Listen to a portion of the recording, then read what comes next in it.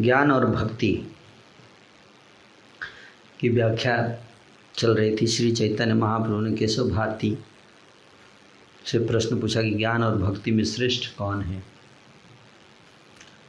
तो केशव भारती जी ने कहा कि अतएव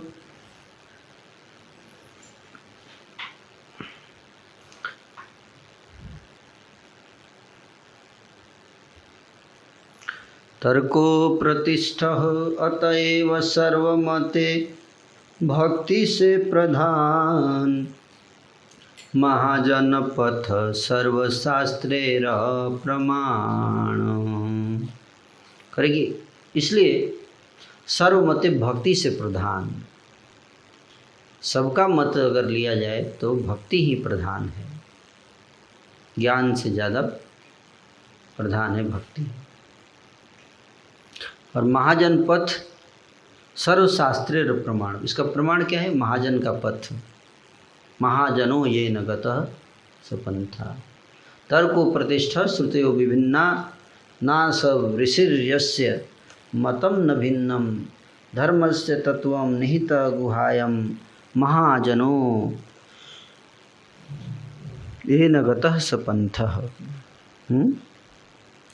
तर्क सहज ही प्रतिष्ठा रहित है, श्रुतियाँ भी भिन्न भिन्न हैं, ऐसा कोई ऋषि नहीं जिनका मत भिन्न ना हो।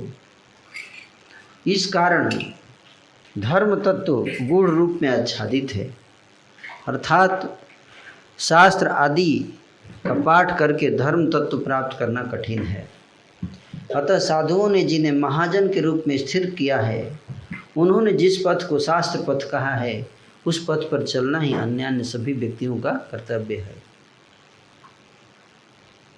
कोई अगर ये सोचे कि किताब पढ़ के, पुस्तक पढ़ के और मैं धर्म के तत्व को समझ जाऊंगा, तो यहाँ पर ये श्लोक कहता है कि नहीं, तर्क के द्वारा सामान्य रूप से लोग तत्व को जानने का प्रयास करते हैं, तर्क करके, डिस्कशन करके, है ना। मैंने कुछ दिन पहले एक टेलीग्राम ग्रुप में किसी ने मेरे को प्रपोजल दिया ज्वाइन करने का, मैं ज्वाइन किया। तो वहाँ पे मैं जब ज्वाइन किया तो जितने लोग थे उसमें वो हिंदू धर्म के ऊपर तर्क चर्चा कर रहे थे, उसके लिए वो ग्रुप बनाया था। हिंदू धर्म की चर्चा, हिंदू धर्म के शास्त्र पर चर्चा। तो मैं उसमें से एक व्यक्ति ने प्रश्न पूछा कि क्या हिंदू धर्म में नास्तिक होना अलाउड है? तो उसमें कुछ लोग बोल रहे थे हाँ, आप कुछ भी रह सकते हैं लेकिन आप हिंदू हैं। तो मैंने फिर भगवद गीता का एक कोट किया, 16.8 श्लोक नंबर, है ना, कि जो लोग भगवान की सत्ता को नहीं मानते वो राक्षस हैं, असुर हैं वो, भगवद गीता में। तो मैंने बोला कि फिर इस श्लोक के आधार पे वो जो ईश्वर नास्तिक हैं उनको असुर बोला गया है, तो आप उसको हिंदू कैसे बोल सकते हैं? इसका मतलब असुर भी हिंदू पार्ट है, हिंदू हो सकता है।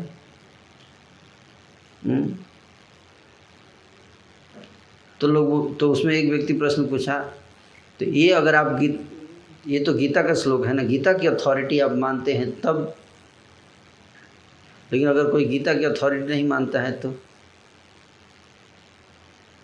तो मैं बोला कि फिर तर्क का बेसिस क्या है आपका?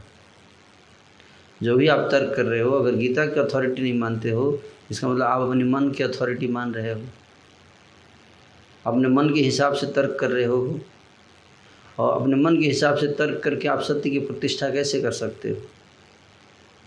तो इतने दुष्ट प्रवृत्ति के लोग हैं कि धर्म की रक्षा के लिए चर्चा कर रहे हैं, लेकिन उनको पता ही नहीं है कि धर्म की चर्चा कैसे करनी है ना। कुछ भी जो मन में आए चर्चा में करते रहिए, उसका कोई निष्कर्ष नहीं है, कोई कंक्लूजन नहीं है उस चर्चा का। तो तर्क से सत्य की प्रतिष्ठा नहीं हो सकती है। फिर लोग इसलिए कैसे प्रतिष्ठा, तो शास्त्र पढ़ के, बोले शास्त्र से भी सत्य की प्रतिष्ठा नहीं होगी। शास्त्र पढ़ के भी सब तत्व को नहीं जाना जा सकता। ये तत्व क्या है, बहुत कठिन है। ना सौ ऋषि सम्मतम न भिन्नम। और ऋषि मुनि भी आपस में एक दूसरे के कॉन्ट्राडिक्टरी स्टेटमेंट देते हैं। कोई कुछ बोलता है, कोई कुछ बोलता है। तो फिर कहते कि एक ही तरीका है तत्व को जानने का। क्या सत्य रास्ता क्या है, सत्य पथ क्या है? बोलते हैं महाजनो जैन गतः सपंथा। महाजन जिस रास्ते पर जाते हैं वही रास्ता है, वही पथ है, वही पंथ है। तो कितने महाजन हैं? 12 महाजन हैं। 12 महाजन। और 12 महाजन जो हैं वो जिस पथ को चुनते हैं उसी पथ, कौन सा पथ चुनते हैं? भक्ति पथ चुनते हैं। नारद, स्वयंभू, नारद, शंभु, कौमार, कपिलो मनु, प्रहलाद, जनक, भीष्म, बलि, बैया, साकिर, वयम, ये 12 महाजन। कुल 15 हैं। क्योंकि 4 कुमार को एक ही गिना गया इसलिए 12 लगता है, लेकिन 4 कुमार 4 भाई अलग अलग इंडिविजुअल हैं तो 15 हो गए, है ना। लेकिन चारों कुमारों की एक ही गिनती होती है इसलिए 12 उसी दृष्टि से। तो वो लोग कौन सी मार्ग को अपनाएं? भक्ति मार्ग को अपनाएं। तो उसी को बात को बता रहे हैं केशव भारती जी। कहते हैं कि भारती के मुख से भक्ति श्रेष्ठ है यह सुनकर श्री चैतन्य महाप्रभु प्रेम सुख से हरि हरि कहकर गर्जन करने लगे। तो कंक्लूजन क्या दिया है केशव भारती कि भक्ति श्रेष्ठ है ज्ञान से। प्रभु कहने लगे मैं कुछ दिनों के लिए पृथ्वी पर रह लूँगा, मैं तुमसे यह सत्य कह रहा हूँ। यदि तुम मुझे यह कहते हो कि ज्ञान श्रेष्ठ है तो आज ही मैं समुद्र के भीतर प्रवेश कर जाता। श्रीमन महाप्रभु कह रहे हैं कि अगर ये कह दिया होता कि ज्ञान श्रेष्ठ है तो मैं सुसाइड कर लेता, आत्महत्या कर लेता समुद्र में कूद के। मैं जीने का इच्छा नहीं करता ऐसे संसार में जहाँ लोग भक्ति की महिमा को मिनिमाइज करते हैं। इसलिए भक्तों को हमें सावधान रहना चाहिए कि हमेशा भक्ति को सबसे ऊपर रखना। क्या भक्ति की श्रेष्ठता को स्थापित करना चाहिए हमें।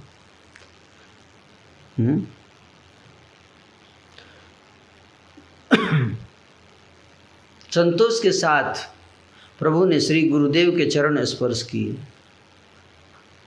गुरु ने भी प्रीति युक्त मन से प्रभु के प्रति नमस्कार निवेदन किया। प्रभु कहने लगे जिनके मुख में भक्ति कथा विद्यमान नहीं है उनकी तपस्या, शिखा सूत्र, त्याग सब कुछ व्यर्थ परिश्रम मात्र है। भक्ति रस में अवतार श्री चैतन्य महाप्रभु की भक्ति के अतिरिक्त और कुछ जानने की कामना नहीं थी। भक्त वृंद को रात दिन का पता नहीं चलता था। सभी सदैव नृत्य, कीर्तन और गर्जन करते रहते थे। एक दिन परमानंद में अतिशय मत्त होकर अद्वैताचार्य जी ने सभी भक्त वृंद से कहा, सुनो भाइयों, ये नीलाचल की कथा चल रही है। नीलाचल में सब आए हैं नवद्वीपवासी। तो जो भी अभी कथा है ये सब जगन्नाथपुरी की।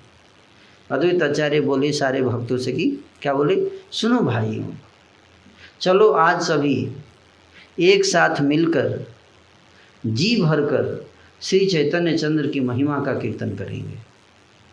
किसकी महिमा का? श्री चैतन्य चंद्र की महिमा का। सर्व अवतार में श्री चैतन्य गोसाई के रहते आज किसी और अवतार का कीर्तन नहीं करेंगे। मतलब और कोई इनकारनेशन कीर्तन नहीं, केवल चैतन्य उनके कीर्तन। No Ram no Krishna today. जिन प्रभु ने संपूर्ण जगत का उद्धार किया है। हम सभी के लिए जिन गौरांग का अवतार का प्रादुर्भाव हुआ है और जिनकी कृपा से हम सर्वत्र पूजित होते हैं, जिन्होंने संकीर्तन जैसा धन प्रकाशित किया है, हम आज उन्हीं का संकीर्तन करेंगे। मैं नृत्य करूँगा, तुम सब चैतन्य यश कीर्तन करो। बोले कि मैं नाचूंगा, आप लोग कीर्तन करोगे चैतन्य महाप्रभु के यश का, गुणों का, और मैं नाचूंगा। मैं सिंह जैसा तेजस्वी बनकर कीर्तन करता हूँ ताकि तुम सब भयभीत ना हो जाओ। प्रभु अपने आप को निरंतर छिपाए रखते थे। चैतन्य महाप्रभु पब्लिक के सामने छिप के रहते। छिप के रहने का मतलब कि भक्त के रूप में प्रकट होते थे। भगवान के, अपने भगवान का जो तत्व है, भगवत तत्व, उसको प्रकाशित नहीं करते थे, उसको छुपा के रखते थे। तो प्रभु अपने आप को निरंतर छिपाए रखते थे, कहीं क्रोधित ना हो जाएं। सभी इस बात से भयभीत रहते थे कि अगर हम उनको भगवान के रूप में कीर्तन करेंगे उनका नाम, तो कहीं गुस्सा ना हो जाए, इसलिए भयभीत रहते थे सब लोग। फिर भी अद्वैत का वचन सबके लिए उल्लंघनीय था। भय तो था, लेकिन अद्वैत आचार्य बोल रहे हैं तो उनको भी उल्लंघन नहीं कर सकते। सभी श्री चैतन्य अवतार की महिमा का कीर्तन करने लगे। बोले ठीक है, जो भी होगा देखा जाएगा, अद्वैत आचार्य है ना, बोल रहे हैं। परम मंगल अद्वैत सिंह नृत्य करने लगे और चारों ओर सभी चैतन्य मंगल की महिमा का गाने लगे। चैतन्य मंगल, चैतन्य भागवत, चैतन्य भागवत के गाने लगे।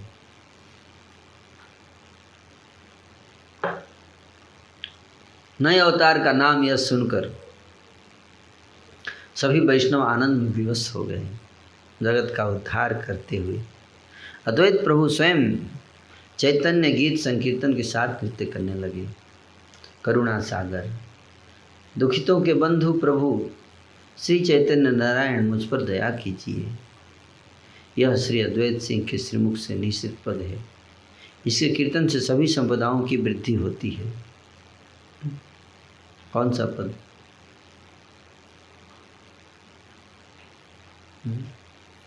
श्री चैतन्य नारायण करुणा सागर, दुखी तेरा बंधु प्रभु मोरे दया कर। ये श्लोक, ये प्यार याद रखना चाहिए। कहते हैं कि इस प्यार का कीर्तन करने से आपके घर में संपत्ति भर जाएगी। फिर से दोहरा दूं, श्री चैतन्य नारायण करुणा सागर, दुखी तेरा बंधु प्रभु मोरे दया कर। केह बोले जाया जाया श्री सच्चिनंदन,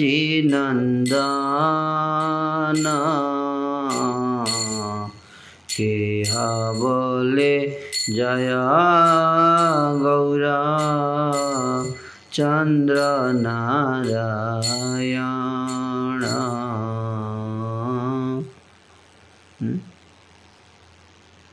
करुणा सागर, दुखितों के प्रभु, बंधु प्रभु श्री चैतन्य नारायण मुझ पर दया कीजिए। यह श्री अद्वैत सिंह के श्रीमुख से निश्चित पद है। इससे कीर्तन से सभी संपदाओं की वृद्धि होती है। कोई गाने लगा श्री सच्चिदानंद प्रभु की जय हो, जय हो। कोई कहने लगा गौरचंद नारायण की जय हो, सकीर्तन प्रिय श्री गौर गोपाल की जय हो, भक्त जन प्रिय पाखंडियों के काल स्वरूप प्रभु की जय हो। परम उद्दाम श्री अद्वैत सिंह नृत्य करने लगे। अद्वैताचार्य जो महाविष्णु के अवतार हैं स्वयं नृत्य कर रहे हैं, चैतन्य की महिमा का गान करते हैं। अन्य सभी मतलब बाकी जितने भक्त थे वो सब श्री चैतन्य के गुण लीला एवं नाम का कीर्तन करने लगे। पुलक से पूर्णित अद्वैत सिंह प्रभु गौरचंद्र का चरित्र कीर्तन कर रहे थे और सुख से लोटपोट हो रहे थे। प्रभु कह रहे थे, जरा चैतन्य अवतार को देखिए।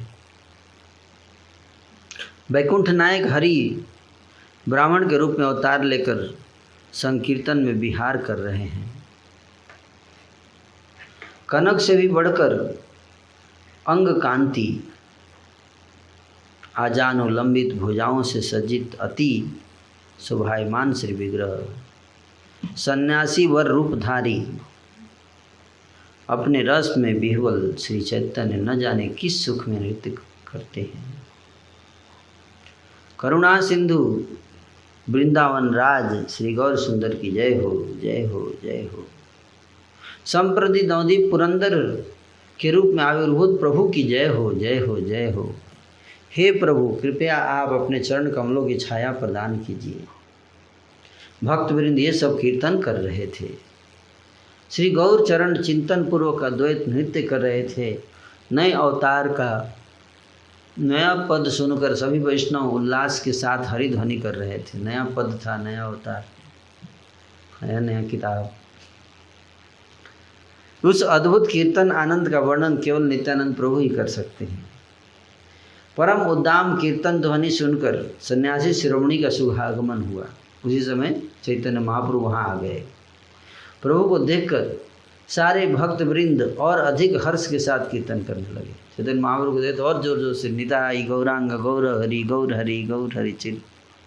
अद्वैत भी उल्लास के साथ नृत्य करने लगे। आनंद में मग्न कोई भी प्रभु से भयभीत नहीं था। जनरली महाप्रभु को कोई भगवान के रूप में कीर्तन करता था तो महाप्रभु बहुत क्रोधित हो जाते थे कि तुम भगवान की बोल रहे हो मेरे को, ना, ताकि आगे आने वाले इस्कॉन में लोग भी, नहीं तो भगवान अगर अपने को इतना स्ट्रिक्ट नहीं होते तो फ्यूचर में लोग भगवान भगवान बनने लगते अपने को, है ना। भगवान बनने का बहुत शौक रहता है जीव को। तो लेकिन आज कोई भयभीत नहीं था चैतन्य महाप्रभु से कि सभी प्रभु के सामने ही चैतन्य विजय का संकीर्तन करने लगे। प्रभु निरवधि दास्य भाव में विहार करते थे। वे कहा करते थे कि मैं कृष्ण दास हूँ, इसके अतिरिक्त और कुछ नहीं। वैसी शक्ति किसी में नहीं थी कि उनके सामने उन्हें दास के अतिरिक्त ईश्वर कहकर संबोधित करे। मतलब महाप्रभु ने स्पष्ट बोल रखा था कि मुझे दास कहो, भगवान कृष्ण का दास, ईश्वर नहीं बोल रहा है। इसलिए किसी में साहस नहीं होता था उनको ईश्वर बोलने का है। लेकिन आज अद्वैत आचार्य की आज्ञा जब मिल गई तो उन्हीं के बल पर सारे भक्त लोग है भय रहित होकर महाप्रभु के सामने ही जोर जोर से चैतन्य महाप्रभु को ईश्वर के रूप में कीर्तन कर रहे थे। एक क्षण के लिए प्रभु वहाँ ठहरे, फिर आत्मस्तुति सुनकर सन्यासी श्रोमणी प्रभु जैसे लज्जा का अनुभव करने लगे। सबको शिक्षा प्रदान करने हेतु शिक्षा गुरु भगवान अपना कीर्तन सुनकर घर की ओर लौट चले। अपना कीर्तन सुने तो वहाँ से वापस, अच्छा नहीं, लज्जा, लज्जा, कोई हमारी बड़ाई करे तो लज्जा आनी चाहिए, खुश नहीं होना चाहिए। फिर भी कोई भयभीत नहीं हुआ। विशेष उल्लास के साथ सभी चैतन्य विजय कीर्तन करने लगे। आनंद के कारण किसी के भी शरीर में बाहरी शुद्ध बुद्ध शेष नहीं रह गई थी। सभी देख रहे थे प्रभु कीर्तन में विद्यमान हैं। मत प्राय सभी चैतन्य यश का कीर्तन करते रहे थे। कीर्तन सुनकर सुकृतिमान को सुख मिल रहा था, दुष्कृतियों को दुखों की प्राप्ति हो रही थी। श्री चैतन्य का यशो गाथा सुनकर जिसे प्रेम सुख की प्राप्ति नहीं होती है, उसका ब्रह्मचर्य अथवा संन्यास से क्या प्रयोजन है। भक्तवृंद इस प्रकार परम आनंद सुख से सर्वकाल श्री हरि संकीर्तन करते रहे। इन सब आनंद क्रीड़ाओं का जो पठन और श्रवण करता है वह भी आकर इन सब गोष्ठियों के साथ मिलित हो जाता है। तो यहाँ बता रहे हैं कि जो भी व्यक्ति इस लीला को पढ़ेगा और जो उसको सुनेगा तो एक दिन वो भी उसी मंडली में शामिल हो जाएगा। आप लोग शामिल होना चाहते हैं चैतन्य मंडली संकीर्तन में, जरूर हो जाएंगे, क्योंकि अब कथा सुन ही रहे हैं। नृत्य गीत समापन पूर्वक सभी महान भक्तवृंद प्रभु के दर्शन हेतु पधारे। तो जो उस दिन के बाद में अगले दिन तो सब नृत्य गीत समाप्त हो गया, तो सब लोग मिलकर चैतन्य महाप्रभु के दर्शन के लिए गंभीरा में पहुँचे। श्री चैतन्य महाप्रभु अपना कीर्तन सुनने के पश्चात सबको भय दिखाकर सो रहे थे, मतलब गुस्सा में थे। तो उनसे बहुत गुस्सा में थे कि तुम लोग मेरा कीर्तन क्यों किए, मेरे नाम का कीर्तन क्यों किए तुम लोग। तो गुस्सा में सो रहे थे। आए भी तो बोली कि बोल दो मैं सो रहा हूँ, मेरे को टाइम नहीं है मेरे पास मिलने के लिए। सुकृतिमान गोविंद ने प्रभु को जानकारी दी कि वैष्णव वृंद द्वार पर खड़े हैं। प्रभु सो रहे थे, मानो बहुत थके हुए हैं, लेकिन मेन था कि गुस्सा में थे। तो गोविंद उनके जो सेवक थे जाकर उनको बताया कि वैष्णव लोग आए हैं, खड़े हैं द्वार पर। तो प्रभु ने सबको बुला लाने के लिए गोविंद को आदेश प्रदान किया। प्रभु सोए हुए थे, किसी की ओर दृष्टिपात नहीं कर रहे थे। सब लोग आ गए लेकिन भगवान सोए हुए हैं। बोले बुला लाओ, लेकिन खुद लेटे हुए हैं, देख नहीं रहे हैं। भयभीत होकर सभी भक्तवृंद श्री गौरचंद्र के चरण कमलों का चिंतन करने लगे। एक क्षण में श्री भक्तवत्सल प्रभु उठकर करने लगे। तो सब लोग देखे कि भगवान गुस्सा है तो क्या करना चाहिए। अगर आपको पता चले भगवान गुस्सा है तो क्या करेंगे। चरण कमलों का चिंतन, चरण कमल का चिंतन। एक क्षण में प्रभु भक्तवत्सल प्रभु उठ गए। जैसे चरणों का चिंतन किए तुरंत भगवान उठ गए, भक्तवत्सल हो गए ना। कहने लगे, हे वैष्णववृंद, अरे ओ उदार श्रीनिवास पंडित, आज तुम सबने किस अवतार का कीर्तन किया है। पूछे तुम लोग किसका कीर्तन कर रहे थे। खुद सुन के आए हैं फिर भी पूछ रहे हैं। कृष्ण नाम कृष्ण कीर्तन को छोड़कर तुम सबने कौन सा कीर्तन किया, वो मुझे समझाओ तो सही। महान वक्ता श्रीनिवास ने कहा, हे स्वामी, वास्तव में जीवों के पास कुछ भी स्वतंत्र शक्ति नहीं है। श्रीनिवास जी बोले कि अगर हमने किया भी है तो आपने ही करवाया है, क्योंकि आप जीव का अपना कोई इच्छा शक्ति तो होता नहीं है। आप जैसे नचाते नाचते हैं, आपने करवाया होगा। ईश्वर जैसे करवाते हैं, जैसे बुलवाते हैं, आज हम सब ने वैसा ही कहा है, यही मैं आपसे कह रहा हूँ। प्रभु ने कहा, जो छिप कर रहना चाहता है, तुम सब पंडित होकर उसे क्यों प्रकाश में ला रहे हो। तुम लोग पंडित हो, जो छिपना चाहता है उसको छिपने देना चाहिए, प्रकाश में क्यों ला रहे हो। प्रभु के वचन सुनकर श्रीवास पंडित हाथों में सूर्य देव को आच्छादित करते हुए मन ही मन हंसने लगे। ऐसे सामने सूर्य थे, ऐसे हाथ से ढकने लगे। ऐसे आप लोग मत देखिए। श्रीवास पंडित, प्रभु ने कहा, हाथों से तुमने ये क्या संकेत किया, अपने संकेत के बारे में तुम खुलकर बताओ। श्रीवास ने कहा, हाथों से मैंने सूर्य को ढका है। मैं आपको स्पष्ट रूप से बता रहा हूँ कि क्या हाथों से कभी सूर्य को आच्छादित किया जा सकता है। हाथों से सूर्य को ढका जा सकता है नहीं। उसी प्रकार आपको छिपाए रखना भी असंभव है। यदि हाथों से सूर्य को ढक देना संभव भी हो जाए, फिर भी आप कभी भी छिप कर नहीं रह सकते। सूर्य हो सकता है कोई व्यक्ति हाथ से ढक दे, लेकिन आप नहीं ढक सकते, आप कभी छिप कर नहीं रह सकते। क्षीर सागर में जो छिप कर नहीं रह सके, उन्हें लोकालय में कैसे आच्छादित करें। पृथ्वी पर हिमगिरी से लेकर सेतुवन तक आपका निर्मल यश सर्वत्र परिव्याप्त हो चुका है। आपके यश कीर्तन से समस्त ब्रह्मांड परिपूर्ण हो चुका है। सभी को आप दंड प्रदान कैसे करेंगे। ईश्वर सर्वकाल भक्तों की महिमा बढ़ाते हैं। उसी समय द्वार पर एक अद्भुत घटना घटी। ऐसी चर्चा चल रही थी, तभी एक अद्भुत घटना घटी दरवाजे में। क्या न जाने कहाँ से हजारों लोग जगन्नाथ दर्शन के उपरांत प्रभु के दर्शन के लिए आ गए। हजारों लोग वहाँ पहुँच गए। गंभीरा दिल्ली वाले होंगे। कोई त्रिपुरा का था, तो कोई चटगांव निवासी था, कोई लोग श्रीहट से आए थे, कुछ बंगाल के थे। श्री चैतन्य अवतार का वर्णन करते हुए हजारों लोग कीर्तन कर रहे थे। पहले तो कुछ लोग किए थे, लेकिन अब तो हजारों लोग कीर्तन करने लगे। श्री कृष्ण चैतन्य बनमाली की जय हो, जय हो। निज भक्ति रसकुतूहली की जय हो, जय हो। परम सन्यासी रूपधारी की जय हो, जय हो। संकीर्तन लंपट मुरारी की जय हो, जय हो। द्विजराज वैकुंठ बिहारी की जय हो, जय हो। संपूर्ण जगत के उपकारी की जय हो, जय हो। श्री कृष्ण चैतन्य श्री सच्चिदानंद की जय हो, जय हो। इस प्रकार कीर्तन करते हुए सैकड़ों लोग नाच रहे थे। श्रीवास ने कहा, प्रभु अब क्या करोगे? देखिए हजारों लोग हम कर रहे हैं, सारा संसार यश कीर्तन कर रहा है, कहाँ छिपोगे?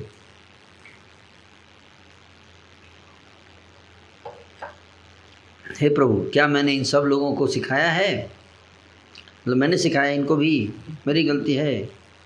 हे प्रभु, सारा संसार इस प्रकार यश कीर्तन कर रहा है। हे नाथ, आप अदृश्य अव्यक्त होकर भी करुणापूर्वक जीवों के सामने समक्ष प्रकट हुए हैं। आप स्वयं अपने आप को छिपाए रखते हैं, स्वयं अपने आप को प्रकाशित करते हैं। आपसे अनुग्रह प्राप्त व्यक्ति ही आपको जान सकता है।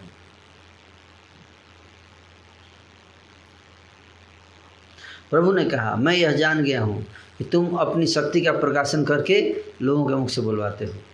हाँ बोले, तुमने ही किया ये सभी 1000 लोग आए हैं, 1000 लोग, ये भी तुमने अपनी शक्ति से बुलाया होगा। सुनो पंडित, मैं तुमसे हार गया हूँ। तुम सर्वशक्ति समर्पित हो, मुझे इस बात की जानकारी हो चुकी है। बहुत तुम्हारे पास मिस्टिक पावर्स आ गया है। प्रभु सर्वकाल भक्तों की महिमा बढ़ाते रहते हैं, यह उनका स्वभाव है। वेद भागवत ऐसा कहते हैं। गौरांग महाप्रभु ने सभी वैष्णवों को हंसते हुए मुख से विदा किया। सभी वैष्णव घर के लिए चल दिए। श्री भक्तवत्सल चैतन्य देव ऐसे थे कि उन्हें ही सब भक्तवृंद कृष्ण मानकर उनकी महिमा का कीर्तन किया करते थे। नित्यानंद, अद्वैत आदि जितने प्रधान सभी कहते हैं कि श्री कृष्ण चैतन्य भगवान हैं। इन सभी ईश्वरों के वचनों का उल्लंघन करके जो किसी और व्यक्ति को कृष्ण कहता है वह दुर्भाग्यशाली है। निश्चय जान लेना चाहिए कि शेष साई लक्ष्मीकांत, श्री वत्स लांछन, कौस्तुभ भूषण, गरुड़ वाहन आदि चिन्हों से भगवान श्री कृष्ण विभूषित हैं। गंगा किसी और के पद्मों से जन्म नहीं लेती। श्री चैतन्य देव के अतिरिक्त किसी और से यह संभव नहीं है। वेद शास्त्र सभी वैष्णव वृंद यही कहते हैं।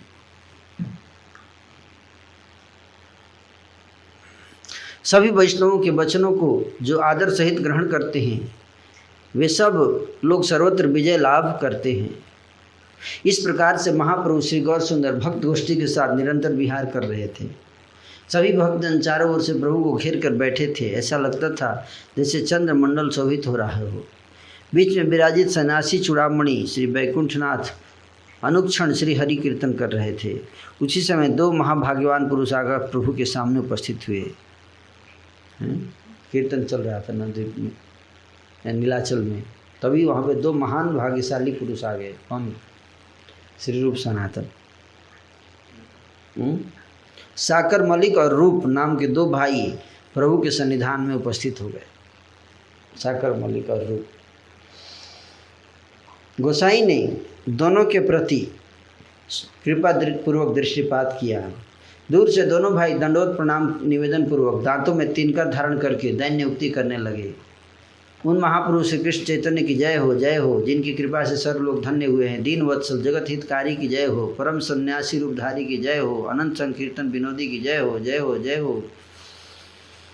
सबके आदि मध्य अंत स्वरूप की जय हो, जय हो, जय हो। स्वयं श्री वैष्णव अवतार लेकर आपने भक्ति प्रदान पूर्वक संपूर्ण संसार का उद्धार किया। हे प्रभु, फिर हमारा उद्धार क्यों नहीं कर रहे हैं? हे प्रभु, क्या हम संसार में नहीं हैं? हम दोनों ने आजन्म विषय भोगों से मोहित होकर निज हित स्वरूप आपके चरण कमलों का भजन नहीं किया है। आपके भक्तों के संग हमने गोष्ठी नहीं किया, न ही आपका कीर्तन किया है, न सुना है। राजपत्र बनाकर आपने हमें वंचित कर दिया है, तो फिर हमें मनुष्य जन्म क्यों दिया? प्रभु, देवता भी जिस मनुष्य जन्म हेतु कामना किया करते हैं, हे प्रभु, ऐसा जन्म देकर भी आपने हमें वंचित कर दिया। अब कृपया अमायापूर्वक ऐसी कृपा कीजिए कि आपका नाम लेते हुए हम पेड़ों के नीचे पड़े रहें।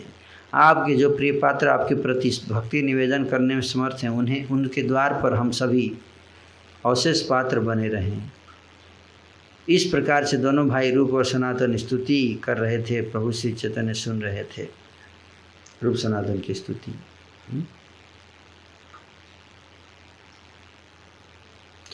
अतिशय देवान प्रभु कृपा दृष्टि से दोनों भाइयों की ओर देखते हुए कहने लगे। प्रभु बोले, तुम दोनों भाग्यवान हो जो संसार बंधनों को तोड़कर बाहर आ गए हो। संपूर्ण संसार ही विषय के बंधनों में आबद्ध है, उन बंधनों को तुम दोनों पार कर चुके हो। अब यदि प्रेम भक्ति की इच्छा हो तो इन श्री अद्वैत के चरणों में पड़ जाओ। श्री अद्वैत महाशय भक्ति के भंडारी हैं, अद्वैत की कृपा से कृष्ण भक्ति की प्राप्ति होती है। बोले कि अद्वैत के चरणों में पड़ जाओ। प्रभु की आज्ञा सुनकर दोनों महाजन अद्वैत के चरणों में दंडोत गिर पड़े। पतित पावन श्री अद्वैत प्रभु की जय हो, जय हो। हे प्रभु, हम दोनों पतितों का उद्धार कीजिए। प्रभु ने कहा, सुनो आचार्य गोसाई, सुनो, कलयुग में ऐसे विरक्त सहज नहीं मिलने वाले। राज सुख छोड़कर कथा गुदड़ी और कमंडल लेकर ये दोनों कृष्ण नाम ग्रहणपूर्वक मथुरा में रहते हैं। अमाया से इन दोनों को कृष्ण भक्ति प्रदान कीजिए ताकि जन्म जन्मांतर तक ये कृष्ण को फिर कभी भी ना भूलें। तुम भक्ति के भंडारी हो, यदि तुम भक्ति दान न करो तो कृष्ण भक्त और कृष्ण किसे मिल सकते हैं। अद्वैत ने कहा, हे प्रभु, सब कुछ देने वाले तो आप ही हैं, आपकी आज्ञा से ही मैं दे पाता हूँ। स्वामी के आदेश देने पर ही भंडारी दे सकता है। इस प्रकार से आप ही किसी अन्य के माध्यम से किसी और पर कृपा करते हैं। तन मन वचन से मेरा तो यही कहना है कि इन दोनों को सभी प्रकार से प्रेम भक्ति की प्राप्ति हो जाए। अद्वैत की कृपा युक्त वाणी सुनकर प्रभु ऊंचे स्वर से हरिध्वनि करने लगे। दबीर खास से कहने लगे, अब तुम्हें कृष्ण प्रेम भक्ति मिल गई है। अद्वैत की कृपा से ही कृष्ण भक्ति की प्राप्ति होती है। यह समझ लो कि अद्वैत में कृष्ण की पूर्ण शक्ति विराजमान है। कुछ दिनों तक जगन्नाथ देव के श्रीमुख दर्शनों के उपरांत तुम दोनों भाई जाकर मथुरा में रहना। तुम दोनों मिलकर पश्चिम देशवासी सभी राजसिक और तामसिक व्यक्तियों को भक्ति रस प्रदान करना। वेस्टर्न कंट्रीज, महाप्रभु देखिए चैतन्य भागवत वर्णन है ना, इसको पश्चिम देशवासी, पाश्चात्य देश है ना, वेस्टर्न कंट्री, जो कि राजसिक और तामसिक व्यक्ति हैं ना, उनको भक्ति प्रदान करना तुम दोनों। तो किसके ऊपर जिम्मेदारी डाली थी? रूप सनातन। मैं भी जाकर मथुरा मंडल के दर्शन करूंगा। मेरे रहने के लिए वहाँ एक निर्जन स्थान की व्यवस्था रखना। सागर मलिक नाम के बदले प्रभु ने उनका नाम अवधूत सनातन रखा। सागर मलिक का नाम अवधूत सनातन। चैतन्य की कृपा से आज भी दोनों भाई रूप और सनातन नाम से पूरे पृथ्वी पर विख्यात हैं। जिन भक्तों की जितनी उदार कीर्तियाँ और भक्ति महिमाएं थी, श्री चैतन्य चंद्र उन सब का प्रचार कर रहे थे। नित्यानंद तत्व हो या द्वैत तत्व, महाप्रिय भक्त गोष्ठियों की जितनी भी महानताएं थी, चैतन्य प्रभु ने उन सब का प्रकाशन किया। प्रभु स्वयं उन सब के बारे में आनंद के साथ कह रहे थे। वस्तुतः जो भक्त जिस प्रकार के थे, जिनका जैसा अवतार था, वैष्णवी जिनके अंश से अवतीर्ण हुए थे, जिनकी जैसी पूजा विधि थी, जिनकी जैसी महानता थी, उन सबको श्री चैतन्य महाप्रभु ने प्रकाशित किया। तो इस प्रकार से एक दिन सुप्रकाशमान प्रभु चारों ओर से घिरे हुए अद्वैत श्रीवास आदि भक्तवृंद के साथ बैठे हुए हैं। चारों तरफ भक्त लोग थे। अद्वैत आचार्य श्रीवास ठाकुर। ईश्वर ने स्वयं श्रीवास पंडित से आचार्य के बारे में पूछा। प्रभु बोले, श्रीनिवास, मुझे बताओ तो सही, तुम अद्वैत को कैसा वैष्णव मानते हो? बोले कि अद्वैत आचार्य को कैसा वैष्णव मानते हो? मन में सोचकर श्रीवास महाशय ने कहा, मेरा मन कहता है कि वे सुख या प्रहलाद हैं, या तो सुखदेव जी हैं या प्रहलाद जी हैं। सुख प्रहलाद के साथ अद्वैत की उपमा सुनकर प्रभु ने क्रोध प्रकाशन पूर्वक श्रीवास को ताड़ित किया, डांटा। क्या बोल रहे हो तुम? सुखदेव से तुलना कर रहे हो इनका? पिता जैसे पुत्र को सिखाते हैं, समय मारते हैं, उसी प्रकार श्रीवास को एक थप्पड़ मारा। तुमने क्या कहा श्रीवास पंडित? अरे मेरे नाड़ा को तुमने सुख अथवा प्रहलाद कह दिया।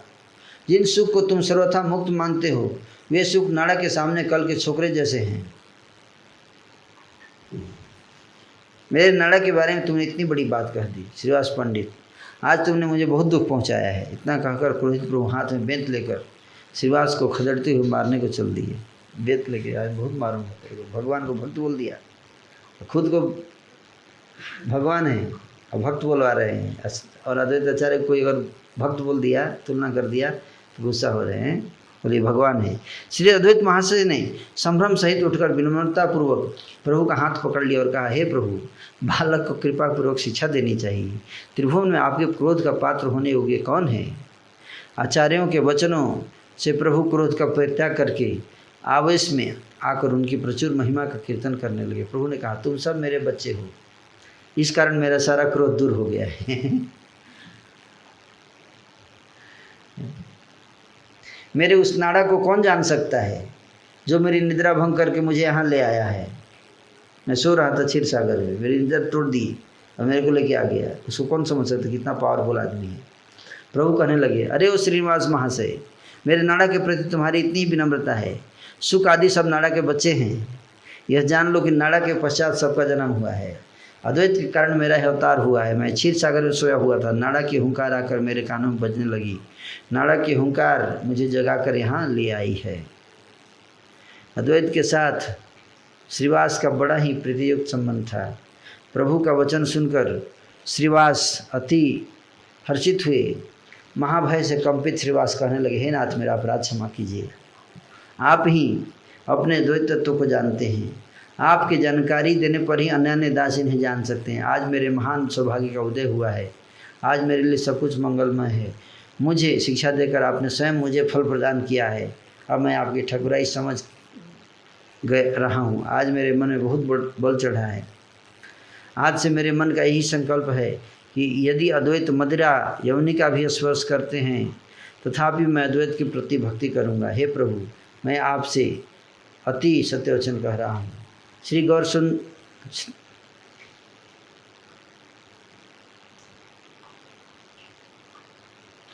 श्रीवास के वचनों से प्रभु संतुष्ट हो गए। फिर पहले जैसे आनंद के साथ तीनों जन बैठ गए। ये सब कथाएं परम रहस्यपूर्ण हैं। इनके श्रवण से सभी प्रकार से कृष्ण की प्राप्ति होती है। जिनका जैसा प्रभाव था, जिनकी जैसी भक्ति थी, जो अग्रगणी थे, जो अनुगमनकारी थे, जिनकी जैसी शक्ति थी, वह सब कुछ एक सर्वज्ञ प्रभु श्री गौरांग सुंदर ही जानते हैं। और वे भी जानते हैं जो अमाया निष्कपट भाव से उनका भजन करते हैं।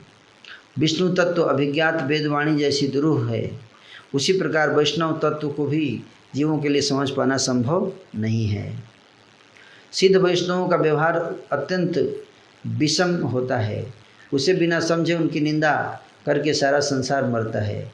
सिद्ध वैष्णव का जैसा विषम व्यवहार होता है, उसका एक उदाहरण भागवत कथा सार रूप साक्षात देखिए। ब्रह्मा के पुत्र वैष्णव प्रधान भृगु अहर्निश मन में जिनके चरणों का चिंतन करते हैं, उन्हीं प्रभु के वक्ष पर उन्होंने आघात किया है। फिर भी साक्षात भाव में देखिए कि वो वैष्णव श्रेष्ठ हैं। इस प्रसंग में भागवत के उस आख्यान को सुनिए जिसके कारण भृगु ने ऐसा कार्य किया। पूर्व काल में सरस्वती के तट पर महान ऋषियों ने पुराण श्रवण रूप एक महान यज्ञ शुभ आरंभ किया। बहुत पहले की घटना, महापुरुष स्वयं सुना रहे हैं ना, कि बहुत पहले की घटना है कि सरस्वती नदी के तट पर ऋषि मुनियों ने पुराण श्रवण रूप एक महान यज्ञ का शुभ आरंभ किया। तो पुराण सुनना भी एक महान शुभ, तो हम लोग भी चैतन्य भागवत श्रवण रूपी महान यज्ञ का शुभारंभ किए थे 2 महीने पहले। और यज्ञ समापन की तरफ जा रहा है। तो सभी शास्त्रकर्ता थे, सभी महातपोधन थे। वे ऋषि परस्पर ब्रह्म विचार संबंधी बातचीत करने लगे। ब्रह्मा विष्णु महेश्वर इन तीनों में से कौन श्रेष्ठ है, ये टॉपिक छिड़ गया। मुनि समाज में इस बात पर विचार होने लगा कि ब्रह्मा विष्णु और महेश तीनों में कौन श्रेष्ठ है। ये टॉपिक था डिबेट का ना। किसी ने कहा ब्रह्मा श्रेष्ठ हैं, तो किसी ने महेश्वर को श्रेष्ठ माना, किसी ने कहा विष्णु सर्वश्रेष्ठ हैं। स्वयं पुराण ही नाना मत व्यक्त करते हैं। कहीं शिव को श्रेष्ठ माना गया है तो कहीं नारायण को। फिर सभी ऋषियों ने मिलकर उस संबंध में प्रमाण तत्व को जानने के लिए भृगु का आदेश प्रदान किया। भृगु को सब याद था। बोले तो आप बताओ, आपको क्या कहना है। ऋषियों ने कहा, महाशय, आप ब्रह्मा के मानस पुत्र हैं। सभी प्रकार से आप ज्येष्ठ श्रेष्ठ और तत्वमय हैं। आप कृपया जाकर इसे विचारपूर्वक जानिए और आकर हमारा संदेह दूर कीजिए। आप जो कहेंगे वही सबके लिए प्रमाण स्वरूप होगा। यह सुनकर भृगु पहले ब्रह्मलोक को चले। बोले कि आप जाके टेस्ट करके आओ तीनों का। कि कौन सबसे श्रेष्ठ है। तो ब्रह्मा जी, सबसे पहले ब्रह्मा जी के लोग गए भृगु ऋषि। ब्रह्मा की सभा में जाकर मुनिवर भृगु दंभ प्रकाशन पूर्वक ब्रह्मा के सामने उपस्थित हुए, अहंकार दिखाते हुए, ऐसे अकड़ के।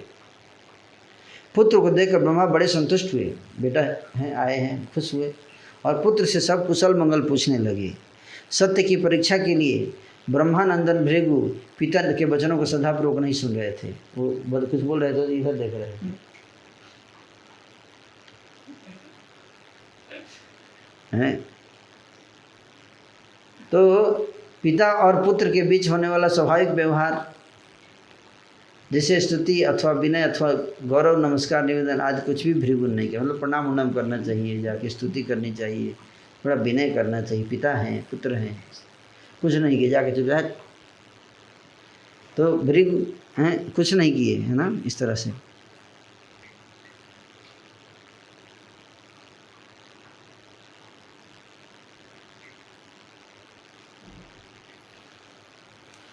पुत्र का अनादर युक्त व्यवहार देखकर क्रोध से ब्रह्मा अग्नि अवतार जैसा हो गए, क्रोधित आ गया। ऐसा क्यों कर रहा है आज ये? क्रोधित ब्रह्मा ने ऐसा मन बनाया कि जैसे भस्म कर डालेंगे। पिता के रूप देखकर भृगु भाग गए, भागे आगे ब्रह्मा जी जला देंगे उनको। ब्रह्मा के चरण पकड़कर सभी ने समझाया, बहुत गुस्सा थे। हे स्वामी, पुत्र के प्रति ऐसा क्रोध प्रकाशन क्या उचित है ना? फिर पुत्र से के कारण ब्रह्मा क्रोध को भूल गए, जैसे जल डालने से अग्नि सुसाम्यता को प्राप्त होती है। ब्रह्मा को भली भांति समझने के बाद महेश्वर की परीक्षा हेतु भृगु कैलाश आ पहुँचे। भृगु को देखकर आनंदित महेश्वर पार्वती के साथ आदर सहित उठकर खड़े हो गए। आलिंगन भृगु को देखकर आनंदित महेश्वर पार्वती के साथ आदर सहित उठकर खड़े हो गए। बड़े भाई के गौरव से त्रिलोचन स्वयं आलिंगन हेतु प्रेम योग से खड़े हुए, ऐसे हम बाँह फैलाकर। बड़ा भाई आया है, छोटा भाई आया है, तो बड़े भाई ऐसे आ जा गले लग जाए ऐसे। भृगु ने कहा, महेश छुओ मत, जितने भी पाखंड वेश हैं उन सबको तुम धारण किए हुए हो। भूत प्रेत पिशाच आदि जितने भी अछूत हैं उन सभी पाखंडियों को तुम अपने पास रखते हो। तुम्हारा व्यवहार कुपथगामी जैसा है, भस्म लगाते हो शरीर में, हड्डी धारण करते हो। कौन से शास्त्र का आचार ऐसा कहता है आचरण करने का? तुम्हारे स्पर्श से स्नान करना होगा। हे भूतनाथ, दूर रहो दूर रहो। परीक्षा है तो भृगु कौतुक के साथ ऐसा करे, वो तो टेस्ट ले रहे थे। वैसे तो भृगु के श्रीमुख में कभी भी शिव निंदा नहीं है। भृगु के वचनों को से महाक्रोधित हुए त्रिलोचन देव ने उसी क्षण त्रिशूल उठा लिया। बड़े भाई का धर्म शंकर भूल गए, उन्होंने संहार मूर्ति का रूप अपना लिया। भृगु को मारने के लिए शिव ने त्रिशूल उठा लिया। यह देख देवी पार्वती ने आकर संभ्रम सहित उनका हाथ पकड़ लिया।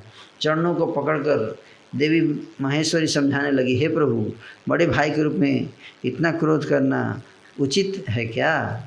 देवी के वचन से लज्जित हो गए शंकर, शांत हो गए।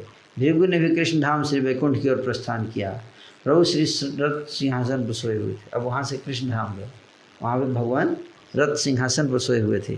लक्ष्मी देवी चरणों की सेवा कर रही थी। उसी समय अलक्षित रूप से भृगु ने आकर पीछे से आके, दिखाई नहीं दिया, पीछे से आके साइड से, और प्रभु के वक्ष पर एक लात मारा सीने पर।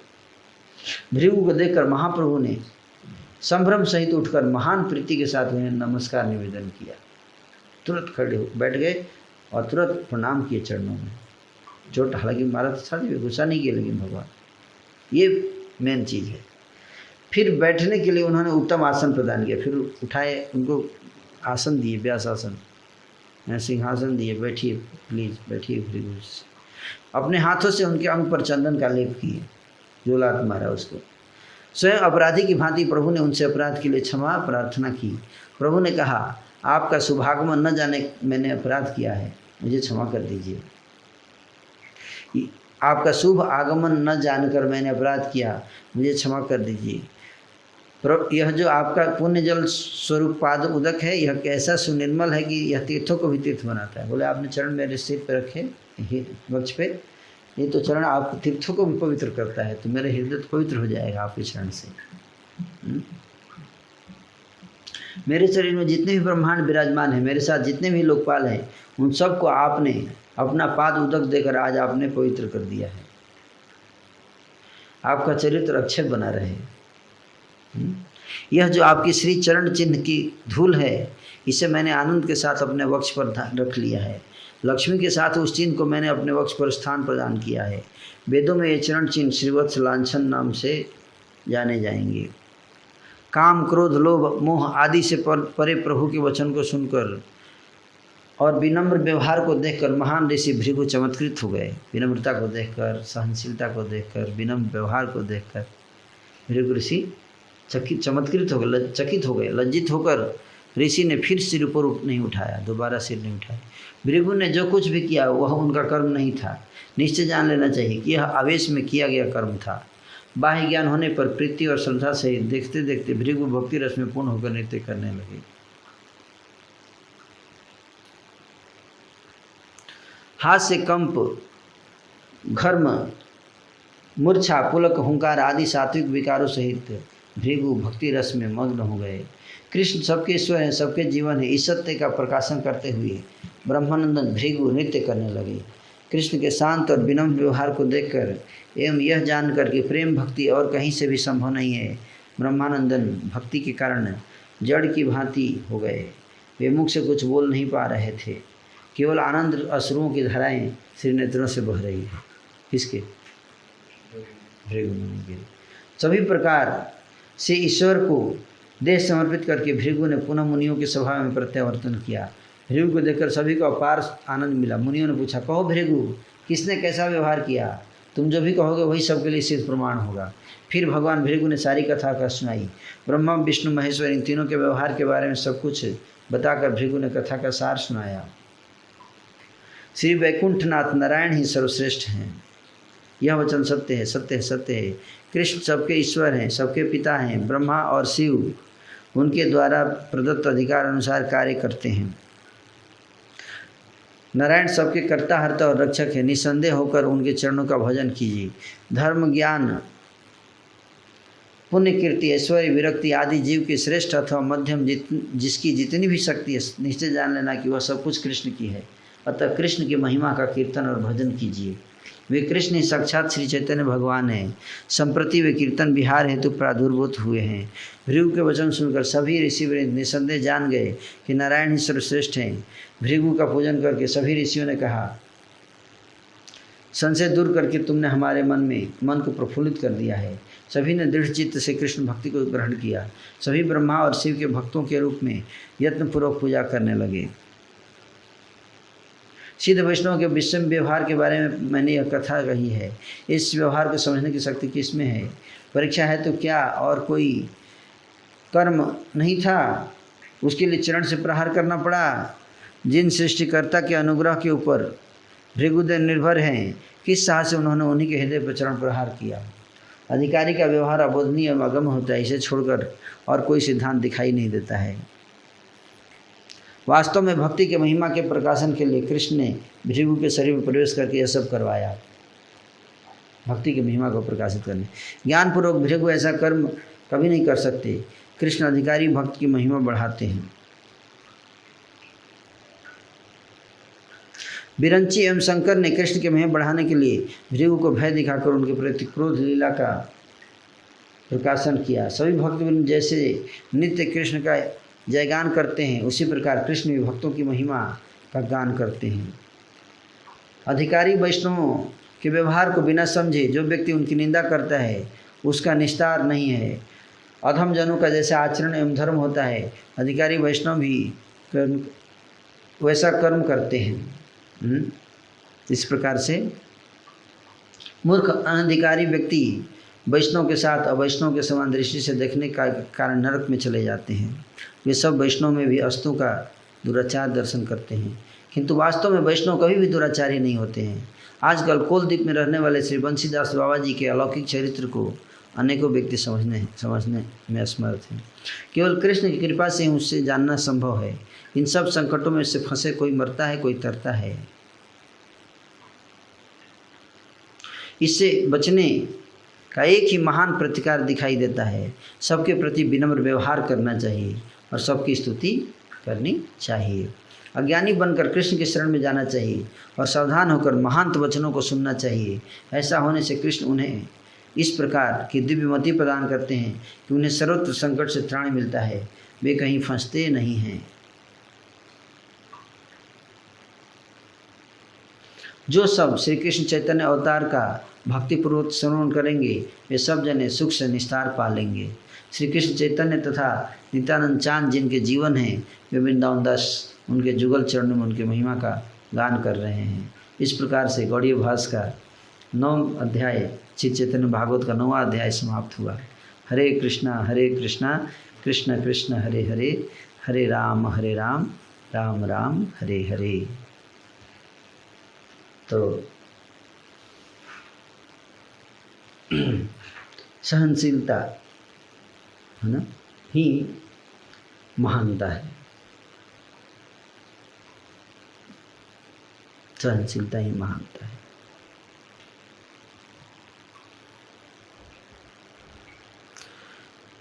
श्रीवत्सलांछन जय जय जय जय गौरचंद्र, श्रीवत्सलांछन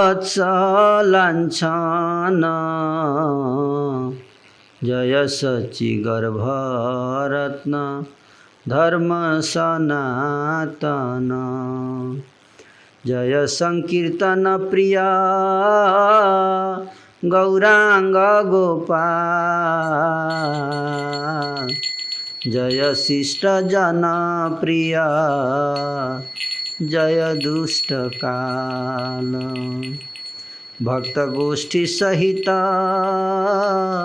गौरांग जय जय, सुनिले चैतन्य कथा भक्ति लभ्य। हे नमते वैकुंठ नायक न्यसी रूपे, बिहरे न भक्त गोष्ठी लैया कौतुके। एक दिन बसी आया छे न प्रभु सुखे, हे न काल श्री अद्वैत आइल सम्मुखे। श्री वत्सलांछन गौरचंद्र की जय हो, सनातन धर्म स्वरूप श्री शशि गर्भरत्न की जय हो, संकीर्तन प्रिय गौरांग गोपाल की जय हो, शिष्ट जन प्रिय एवं दृष्ट जन काल स्वरूप की जय हो, भक्त गोष्ठी के साथ गौरांग की जय हो, जय हो। चैतन्य कथा सुनने से भक्ति की प्राप्ति होती है। इस प्रकार से वैकुंठ नायक सन्यासी के रूप में भक्त गोष्ठी को लेकर नीलाचल धाम में, जगन्नाथपुरी धाम में आनंद के साथ विहार कर रहे थे। एक दिन प्रभु आराम से बैठे हुए थे, उसी समय श्री अद्वैत आकर सम्मुख उपस्थित हुए। प्रभु के प्रति नमस्कार निवेदन पूर्वक अद्वैत आसन पर बैठ गए। हंसकर गौर हरि अद्वैत से पूछने लगे। संतोष के साथ प्रभु ने पूछा, कहिए तो आचार्य, कहाँ से आना हुआ, क्या कार्य करके आए हैं, क्या काम करके आए हैं? अद्वैत ने कहा, जगन्नाथ के दर्शन करके साक्षात आपके पास चला आया हूँ। प्रभु ने कहा, जगन्नाथ के श्रीमुख दर्शन के उपरांत और क्या किया वह बताइए। अद्वैत ने कहा, पहले जगन्नाथ के दर्शन करके फिर 5-7 बार प्रदक्षिणा किया। अतः प्रदक्षिण विधि के बारे में आलोच्य भक्ति पूर्वक भगवान श्री हरि को प्रदक्षिणा करते करते उनका नाम कीर्तन एवं सामर्थ्य अनुसार साष्टांग दंडवत प्रणति निवेदन करना। श्री नरसिंह पुराण उक्त प्रदक्षिण संख्या में कथित हुआ है कि चंडी की मात्र 1 बार परिक्रमा करनी चाहिए। नरसिंह पुराण में ऐसा बताया गया है कि किसकी कितनी परिक्रमा करनी चाहिए। कहते हैं चंडी की मतलब काली 1 बार परिक्रमा, सूर्य की 7 बार, गणेश जी की 3 बार, केशव की 4 बार एवं महेश की आधी बार प्रदक्षिणा करना। वराह पुराण उक्त प्रदक्षिण महात्म्य में उक्त है कि भक्ति पुतचित से श्री विष्णु मंदिर प्रदक्षिणकारी व्यक्तियों की गति श्री विष्णु भक्त जन उचित है। उन सबको हिमालय जाना नहीं पड़ता। जो भी विष्णु भक्ति में विष्णु मंदिर में प्रदक्षिणा करते हैं उनको यमलोक जाना नहीं पड़ता। उसी जगह पर चतुर्मास्य महात्म्य में वर्णित है कि हे विप्र अग्रगण्य, 4 बार श्री विष्णु मंदिर प्रदक्षिण के द्वारा विश्व ब्रह्मांड को सर्वत्र ही प्रदक्षिण हो जाता है। अगर विष्णु मंदिर की 4 प्रदक्षिणा करते हैं तो पूरे संसार का एक परिक्रमा पूरा हो जाता है। अतः इस प्रकार का विष्णु मंदिर प्रदक्षिणा फल तीर्थ गमन की अपेक्षा सर्वतोभावन श्रेष्ठ है। तीर्थ जानने से ज़्यादा श्रेष्ठ क्या? मंदिर की परिक्रमा करना। उसी ग्रंथ के और एक स्थान पर उक्त है कि भक्ति भार आक्रांत हृदय से श्री हरि मंदिर प्रदक्षिण द्वारा मानव समूह हंसवाहित रथ पर आरोहण करके वैकुंठ लोक जाने में समर्थ होते हैं। नरसिंह पुराण उक्त श्लोक में लिखित है कि हे राजकुमार, देवदेव श्री विष्णु मंदिर के केवल एक बार प्रदक्षिणा का महात्म्य श्रवण कीजिए। एक बार श्रवण से मानव समूह अनायास से पृथ्वी प्रदक्षिण फल प्राप्त करके श्री हरिपाद पद में स्थान करते हैं। इस विषय में और भी वर्णित है। इस प्रकार श्री कृष्ण के साथ सहस्त्र नाम अथवा केवल नाम संकीर्तन के साथ श्री हरि मंदिर परिक्रमाकारी जन सप्त द्वीपवती पृथ्वी की प्रदक्षिणा अथवा दान का फल प्रत्येक मुहूर्त में प्राप्त करते हैं। इस संदर्भ में हरि भक्ति शुद्धोदय में उक्त है कि पहली बार प्रदक्षिणा के बाद श्री हरि मंदिर एवं दूसरी बार प्रदक्षिणा से मानवों को पुनः पुनः संसार आगमन से परित्राण मिलता है। बृहद नारदीय पुराण के यम एवं भागीरथ के प्रसंग वर्णन में उल्लेख है कि 3 बार श्री हरि मंदिर प्रदक्षिण के द्वारा पुरुष सर्व पापों से मुक्त होकर अनायास देवेंद्रत्वादि पद प्राप्त कर लेते हैं। प्रदक्षिण महात्म्य के प्रारंभ में ही वर्णित हुआ है कि श्री विष्णु मंदिर के भक्तिभावपूर्वक केवल 4 बार प्रदक्षिणा द्वारा मानव समूह सर्व लोक उत्तम गति को प्राप्त होकर परम स्थान को प्राप्त करते हैं। सुधर्मा के पूर्वज के गृध्र जन्म में श्री कृष्ण मंदिर प्रदक्षिणाभास के द्वारा महासिद्धि प्राप्त का दृष्टांत वर्णित हुआ है।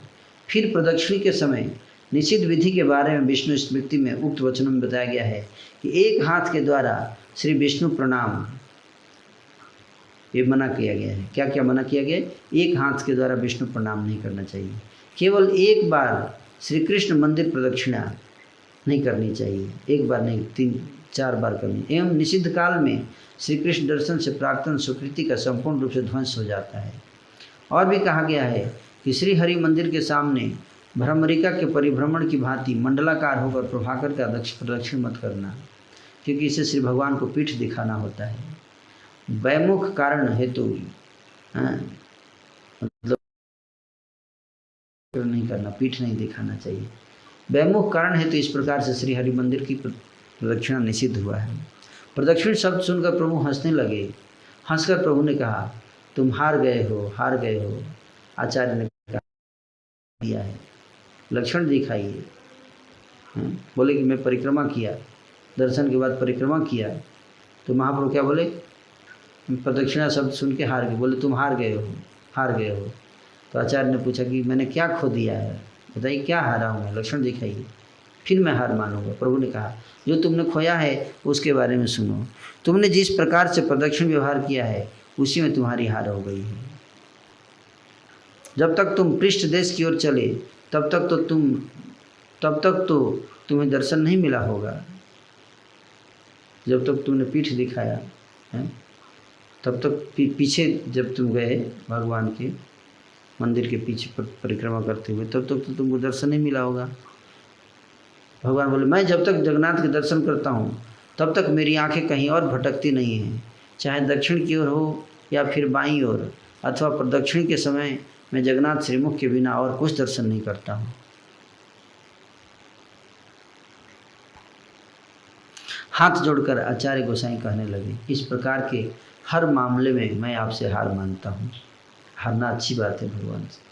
त्रिभुवन में केवल आप ही इस कथा के अधिकारी हैं, दूसरा कोई नहीं। मैं सच कह रहा हूँ, हे प्रभु, आप ही इसके एकमात्र अधिकारी हैं। इन बातों पर मैं केवल आपसे ही हार मानता हूँ। सुनकर सभी वैष्णव मंडल हंसने लगा। उधर हरिध्वनि का मंगल कोलाहल गूंज उठा। इस प्रकार प्रभु की सारी कथाएं विचित्र हैं। प्रभु सदैव अद्वैत से अतिशय प्रीति करते थे। एक दिन गदाधर देव ने प्रभु के समक्ष पूर्व मंत्र दीक्षा है तो कुछ कहा। गदाधर ने कहा, मैंने आप अपना इष्ट मंत्र किसी से कह दिया है। पहले दीक्षा में जो मंत्र मिला था इनको, गदाधर पंडित को, तो बोले कि वो जो मंत्र मैंने मिला था वो किसी और से मैंने कह दिया है, तब से मुझे अच्छा नहीं लग रहा है। आप मुझे फिर से वह मंत्र सुनाइए, तभी मेरे मन को प्रसन्नता मिलेगी। चैतन्य महाप्रभु को बोले कि जो इष्ट मंत्र मुझे मिला था पंडित विद्यानिधि से, वो मंत्र मैंने गलती से किसी और के सामने बोल दिया, तो अब अच्छा नहीं लग रहा है, तो वो मंत्र आप मुझे सुना दीजिए, तभी मेरे मन को प्रसन्नता मिलेगी। प्रभु ने कहा, उपदेष्टा गुरु तो है तुम्हारे गुरु हैं पंडित विद्यानिधि हैं, सावधान, कहीं उनके निकट अपराधी मत बन जाना। मतलब मुझसे अगर मंत्र लोगे, तुम्हारे गुरु ऑलरेडी प्रेजेंट हैं और तुम मुझसे मंत्र लोगे तो तुम अपराध लगेगा, है ना। तो गुरु जब उपस्थित हैं, किसी और से मंत्र लेना अपराध बनाया है। मंत्र के बारे में क्या कहना, मेरे प्राण भी तुम्हारे हैं, परंतु तुम्हारे उपदेष्टा के रहते मैं ऐसा नहीं कर सकता। गदाधर ने कहा, वे यहाँ नहीं है, उनके बदले आप ही करवा दीजिए।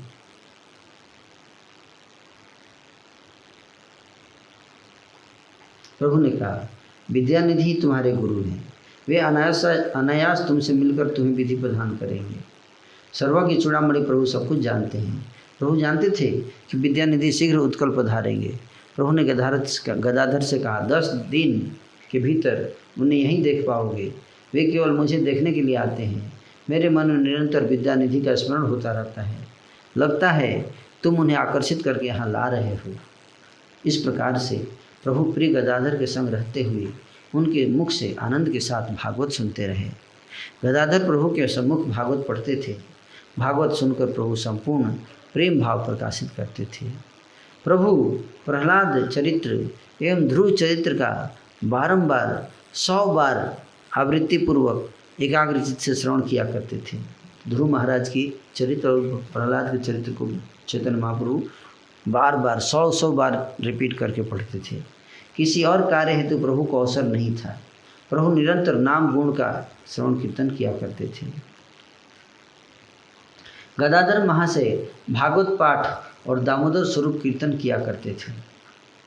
एकेश्वर दामोदर स्वरूप द्वारा गुण कीर्तन में श्री गौरांग राय विह्वल होकर नृत्य करते थे। अश्रु, कंप, हास्य, मूर्छा, पुलक, हुंकार आदि प्रेम भक्ति के जितने विकार हैं वे सब मूर्तिमंत होकर ईश्वर में दिखाई देते थे। श्री चैतन्य चंद्र इन सब विकारों के साथ नृत्य करते थे। दामोदर स्वरूप का उच्च संकीर्तन सुनने मात्र से प्रभु बाहरी शुद्ध बुद्ध खो बैठते थे और उसी क्षण गिर पड़ते थे। मतलब स्वरूप दामोदर गोस्वामी जी इतना सुंदर कीर्तन करते थे, नृत्य करते थे कि चैतन्य महाप्रभु उनके कीर्तन और गायन को सुनकर मूर्छित हो जाते थे।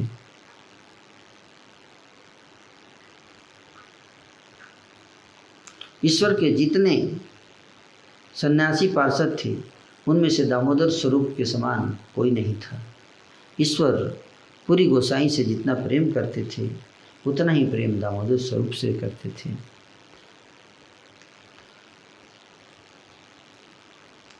दामोदर स्वरूप के संगीत की रसमयी ध्वनि श्रवण से प्रभु का नृत्य होता था। दामोदर स्वरूप अलक्षित रूप से कपटी की भांति नगर में भ्रमण किया करते थे। कोई भी उन्हें पहचानने में समर्थ नहीं होता था। तुमरूधारी नारद की भांति वे कीर्तन करते थे। वे अकेले ही प्रभु को नचाने में सक्षम थे और क्या संपत्ति चाहिए।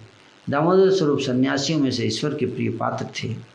एक पूरी गोसाई के अतिरिक्त उन जैसा और कोई नहीं था। सन्यासी पार्षदों में दामोदर स्वरूप और परमानंदपुरी ये दोनों अधिकारी थे।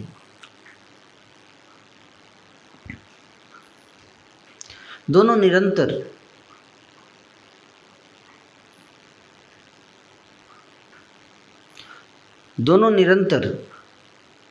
प्रभु के पास रहते थे। कौन? रामानंद राय और स्वरूप दामोदर दोनों चैतन्य महाप्रभु के पास हमेशा रहते थे। प्रभु के सन्यास के पश्चात इन्होंने दंड ग्रहण किया था। इन्होंने भी सन्यास लिया था। पूरी ध्यान परायण थे, दामोदर कीर्तन करते थे। दोनों सन्यासी हैं, परमानंद पुरी और स्वरूप दामोदर गोस्वामी, ये दोनों सन्यास लिए थे महाप्रभु के सन्यास के बाद। पूरी ध्यान परायण थे, दामोदर कीर्तन करते थे। सन्यासी के रूप में, सन्यासी के शरीर में दोनों भुजा स्वरूप थे। गौरचंद्र दिन रात संकीर्तन के आनंद में दामोदर स्वरूप के साथ विहार किया करते थे। शयन में हो या भोजन में या पर्यटन में प्रभु कभी भी दामोदर को नहीं छोड़ते थे। पूर्व आश्रम में दामोदर स्वरूप का नाम था पुरुषोत्तम आचार्य। स्वरूप दामोदर गोस्वामी जी संन्यास आश्रम से पहले जो आश्रम था उसमें उनका नाम था पुरुषोत्तम आचार्य। उनके प्रिय सखा थे पुंडरीक विद्यानिधि, दोनों फ्रेंड थे। पुंडरीक विद्यानिधि और पुरुषोत्तम आचार्य दोनों फ्रेंड थे। पथ पर चलते समय भी प्रभु दामोदर के कीर्तन में विह्वल होकर नृत्य करते थे, पथ नहीं पहचान पाते थे। एकेश्वर दामोदर स्वरूप प्रभु के साथ रहा करते थे। प्रभु आनंद से गिर पड़ते थे, उन्हें पता भी नहीं चलता था वे कहाँ हैं। जल हो या स्थल, वन हो या डाल, प्रभु कुछ नहीं जानते थे, केवल विशाल गर्जन करते थे। अकेले दामोदर कीर्तन किया करते थे। वन डाल पर प्रभु के गिरने के समय उन्हें पकड़ते भी थे। दामोदर स्वरूप के भाग्य की जो सीमा थी, दामोदर स्वरूप ही उसकी उपमा थे। एक दिन भाव आविष्ट होकर महाप्रभु पछाड़ खाकर कुएं में गिर पड़े। देखकर सम्मोहित अद्वैत आदि भक्त सिर पर हाथ रखकर रोने लगे। प्रेम भक्ति रस के कारण प्रभु कुछ नहीं जानते थे। कुएं में गिरकर प्रभु बालक की भांति बह रहे थे। उसी क्षण कूप नवनीतमय हो उठा, मतलब कुआं जो है लगा कि मक्खन से भर गया हो। प्रभु के अंग पर भी कोई चोट नहीं पहुंची। इसमें आश्चर्य की क्या बात है। उनकी भक्ति के प्रभाव से नृत्य करते समय वैष्णव के अंग पर कांटे नहीं चुभते हैं। फिर अद्वैत आदि सभी भक्तवृंद ने मिलकर कुछ ही पलों में प्रभु को निकाला। प्रभु नहीं जानते थे कि वे कुएं में गिर चुके थे। क्या कह रहे हो, क्या बात है, प्रभु स्वयं पूछ रहे थे। प्रेम भक्ति रस के कारण प्रभु को बाहरी सुदबुद्ध नहीं थी। असर्वज्ञ की भांति प्रभु सबको पूछ रहे थे। श्रीमुख निश्रित अति अमृतमय वचनों को सुनकर अद्वैत आदि भक्तवृंद आनंद में बहने लगे।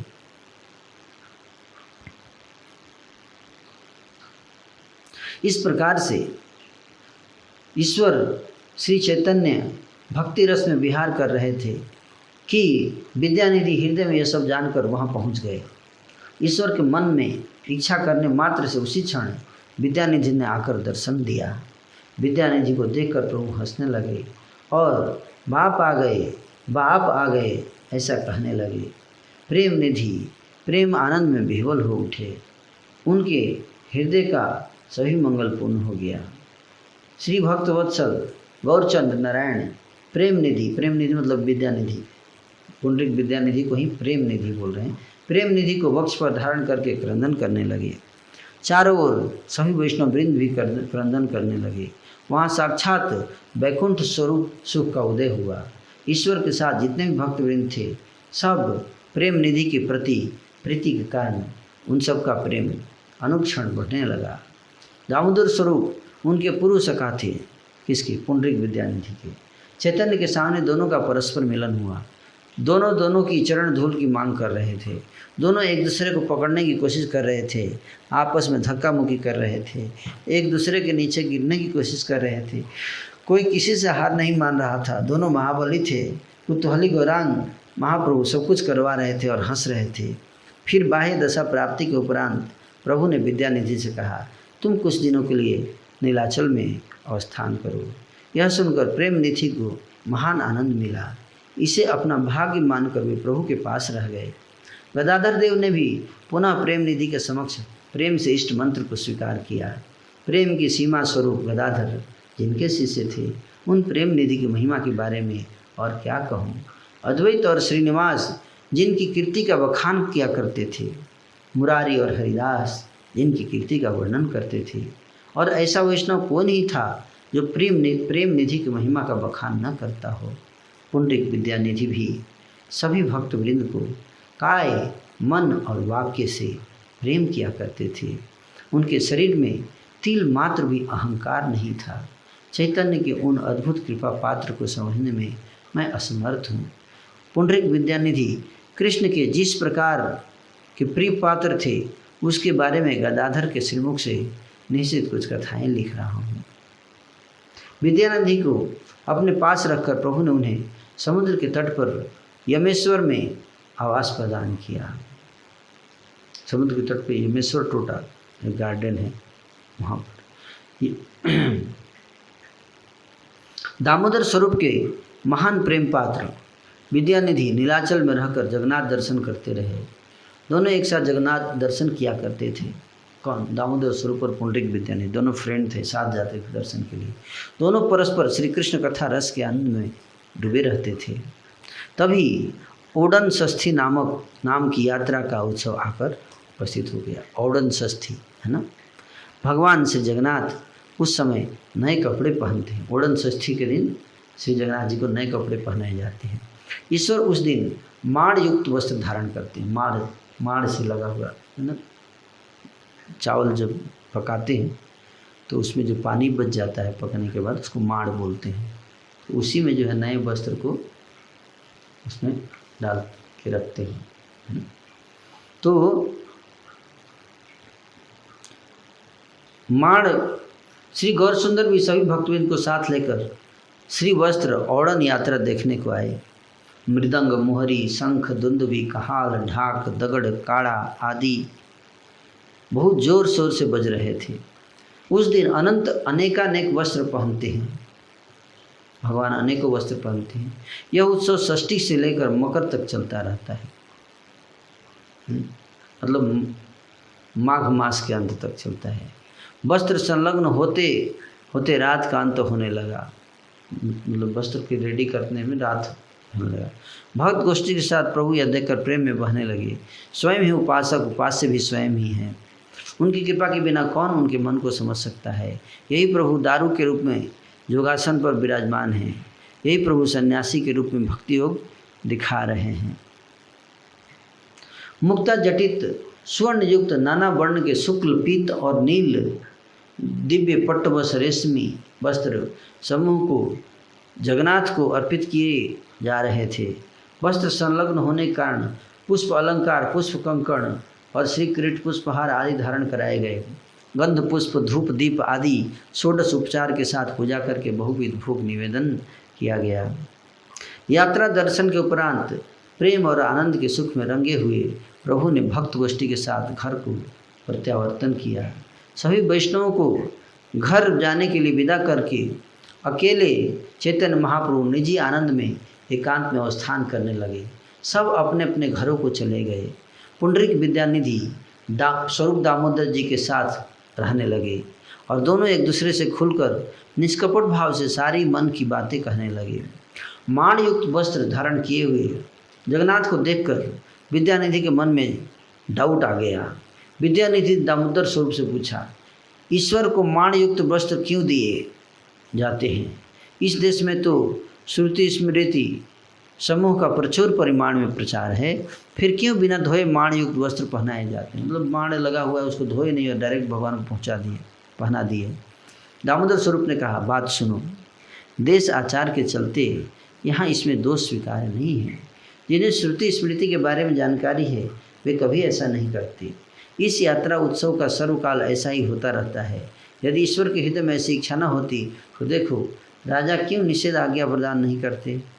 विद्यानिधि ने कहा, ठीक है, ईश्वर को करने दो, परंतु ईश्वर का कर्म सेवक क्यों करते हैं?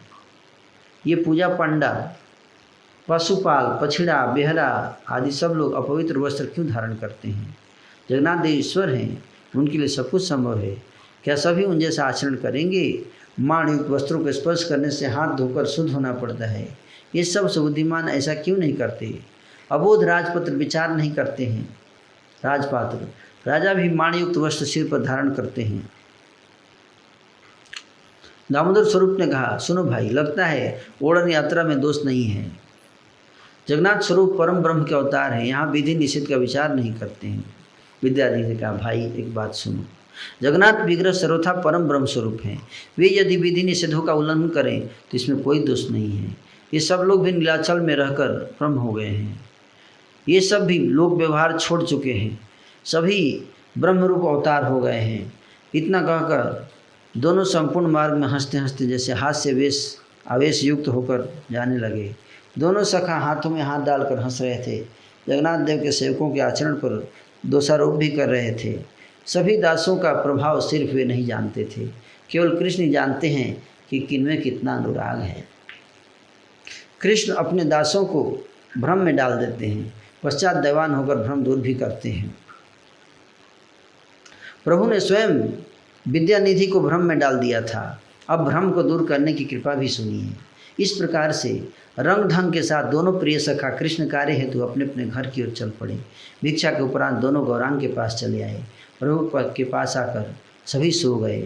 प्रभु श्री चैतन्य गोसाई सब कुछ जानते थे। जगन्नाथ के रूप में प्रभु स्वप्न में उनके पास गए। विद्यानिधि महाशय ने स्वप्न में देखा कि जगन्नाथ बलराम दोनों का शुभ आगमन हुआ है। विद्यानिधि ने देखा कि क्रोध रूप जगन्नाथ स्वयं उन्हें पकड़कर उनके मुख पर थप्पड़ मार रहे थे। सोते समय सपने में क्या देख रहे हैं कि जगन्नाथ बड़े क्रोधित हैं और थप्पड़ मार रहे थे। दोनों भाई मिलकर उनके दोनों गालों पर थप्पड़ लगा रहे थे। किसके गालों पर? पुंडरीक विद्यानिधि। थप्पड़ में इतना जोर था कि फूले हुए गालों पर उंगली के निशान बन गए। दुखित विद्यानिधि हे कृष्ण रक्षा करो कहने लगे। अपराध क्षमा करो कृष्ण, ऐसा कहकर चरणों में गिर पड़े। विद्यानिधि कहने लगे हे स्वामी किस अपराध के कारण मुझे मारते हो? प्रभु ने कहा तेरे अपराधों का अंत नहीं है, मेरी और मेरे सेवकों की जाति नहीं है। इसलिए वैष्णव की जाति नहीं पूछना चाहिए, कौन सी जाति के हैं। बोले मेरी जाति नहीं है। यहाँ रहकर तुम सब कुछ जान चुके हो, फिर जाति नाश कर देने वाले स्थान पर क्यों ठहरे हुए थे? जाति बचाकर तुम अपने घर को चले जाओ। मैंने यह यात्रा तय की है, इसमें भी तुम्हें अनाचार दिखाई दे रहा है। मुझे ब्रह्म के रूप में स्थापित करके भी तुमने माणयुक्त वस्तु के प्रति दोष दृष्टि रखकर मेरे सेवकों की निंदा की है। मतलब उनके जगन्नाथ जी पसंद नहीं करते अगर कोई भक्त उनकी सेवा कर रहा है, कोई उसकी निंदा करे, है ना। स्वप्न में विद्यानिधि मन से महाभयभीत होकर श्री चरणों पर सिर पटकते हुए रोने लगे। विद्यानिधि कहने लगे हे प्रभु मुझ पापिष्ट के सभी अपराध क्षमा कीजिए। मैं आपसे कह रहा हूँ प्रभु, मैं हार मान चुका हूँ, मैं हार मान चुका हूँ। हे प्रभु जिस मुख से मैंने आपके सेवकों की हंसी उड़ाई है, आपने मेरे उस मुख को भली भांति सजा प्रदान की है। आज का दिन मेरे लिए बहुत अच्छा है, मेरे लिए सुप्रभात का प्रादुर्भाव हुआ है। मेरे मुख और ललाट को श्रीहस्त का स्पर्श मिला है। श्री पुंडरीक प्रभु ने कहा सेवक समझकर तुम पर अनुग्रह करने के लिए मैंने तुम्हें सजा प्रदान की है। स्वप्न में प्रेम निधि के प्रति प्रेम दृष्टि प्रदान पूर्वक दोनों भाई राम और हरि मंदिर में चले आए। स्वप्न देखने के उपरांत विद्यानिधि जाग उठे, फिर गालों पर थप्पड़ों के निशान देखकर वे हंसने लगे। श्रीहस्त के थप्पड़ों से दोनों गाल फूल गए थे। यह देखकर प्रेम निधि ने कहा बहुत अच्छा हुआ, बहुत अच्छा हुआ। अपराध के अनुसार मुझे सज़ा मिली है। अच्छा ही किया प्रभु ने, मुझे तो कम सज़ा मिली है। विद्यानिधि की इस महिमा को देखिए, देखिए सेवक के प्रति प्रभु दया यही सीमा है। अपने पुत्र प्रद्युम्न को भी शिक्षा है तो प्रभु इस प्रकार थप्पड़ नहीं मारते हैं, अपने प्रद्युम्न को भी नहीं मारते थप्पड़। जिन जान की रुक्मिणी सत्यभामा आदि कितनी ही ईश्वरी है, उनको भी स्वप्न में सजा नहीं देते। अपराधी को प्रभु साक्षात ही मारते हैं। स्वप्न में प्रदान की गई कृपा अथवा सजा बाहर कभी दिखाई नहीं देती। स्वप्न में भले ही कोई दंडित होता है अथवा किसी को अर्थ की प्राप्ति होती है, परंतु पुरुष के जग जाने पर उन सब का कुछ भी अस्तित्व नहीं रहता है। प्रभु स्वप्न में जिन्हें सजा अथवा कृपा प्रदान करते हैं, लोग जब जागने पर उसके साक्षात दर्शन करते हैं तो उन्हें उस बात की प्रतीति होती है, उनसे बढ़कर भगवान भाग्यवान संसार में दूसरा नहीं है। प्रभु अभक्त जनों को स्वप्न में भी कुछ नहीं कहते। विचारपूर्वक यह सब साक्षात भाव में समझिए, है ना। तो ये कृपा जो है समझाने का विद्यानिधि को, पुंडरीक विद्यानिधि को समझाया सजा देकर, ये भगवान का प्रेम है। अभक्त जनों को भी स्वप्न में भी ऐसा नहीं बोलते। हैं। विचार पूर्वक यह सब साक्षात भाव से समझिए। जो यौन समूह निंदा हिंसा करते हैं वे सभी स्वप्न में केवल अनुभव को प्राप्त करना चाहते हैं, परंतु निंदा हिंसा करने के कारण उन्हें भगवान से संबंधित स्वप्न की प्राप्ति नहीं होती है। यवन तो दूर, जो सब ब्राह्मण हैं, सज्जन हैं, वे भी यदि अनुक्षण अपराध करते हैं तो उन अपराधों के कारण उन्हें दोनों लोकों में ही दुख की प्राप्ति होती है। प्रभु किसी अभक्त पापिष्ट को स्वप्न में नहीं सिखाते हैं, अभक्त को नहीं बताते। स्वप्न में प्रभु जिन्हें ज्ञान प्रदान करते हैं वही स्वयं को महाभाग्यवान समझते हैं। स्वप्न में प्रभु ने साक्षात भाव से स्वयं विद्यानिधि को थप्पड़ मारे थे। इस प्रकार की कृपा केवल प्रेम निधि को ही मिली थी। फिर श्री पुंडरीक देव ने प्रभात काल में उठकर दोनों हाथ लगाकर देखा कि थप्पड़ों के कारण दोनों गाल फूले हुए हैं। दामोदर स्वरूप नित्य प्रति प्रेम निधि के पास जाते थे। फिर दोनों एक साथ मिलकर जगन्नाथ के दर्शन किया करते थे। हर रोज की भांति स्वरूप उस दिन भी आए। आकर उनसे कहने लगे, प्रातः जगन्नाथ दर्शन के लिए आ रहे हो, आज किस कारण से शैया से नहीं उठ रहे हो? स्वरूप दामोदर जी पूछे कि आज क्या हो गया, आज उठ नहीं रहे हो? विद्यानिधि कहा, भाई यहाँ आ जाओ, मेरे पास आकर बैठो, मैं सब बताऊंगा। दामोदर ने आकर देखा कि उनके दोनों गाल फूले हुए हैं और उन गालों पर जोरदार थप्पड़ों के निशान हैं। दामोदर स्वरूप ने पूछा, यह क्या बात है, गाल क्यों फूले हुए हैं, कोई चोट तो नहीं लगी है? विद्यानिधि महाशय ने हंसकर कहा, सुनो भाई, कल सब संशय दूर हो गया है।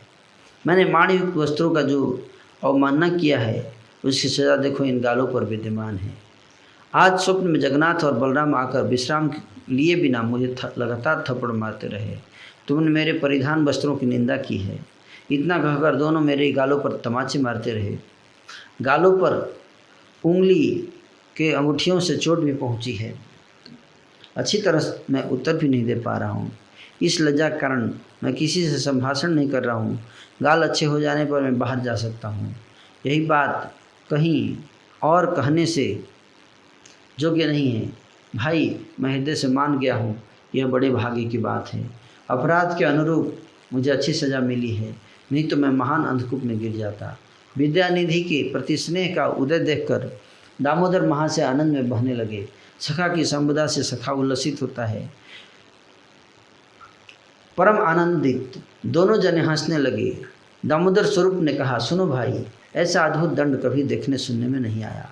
स्वप्न में आकर स्वयं प्रभु ने साक्षात भाव से सजा प्रदान की है, ऐसा कहीं और सुना नहीं। केवल तुम ही इसके निदर्शन हो। इस प्रकार से दोनों सखा आनंद में बहने लगे। कृष्ण कथा के रस में दोनों को रात दिन का बोध नहीं रह गया था।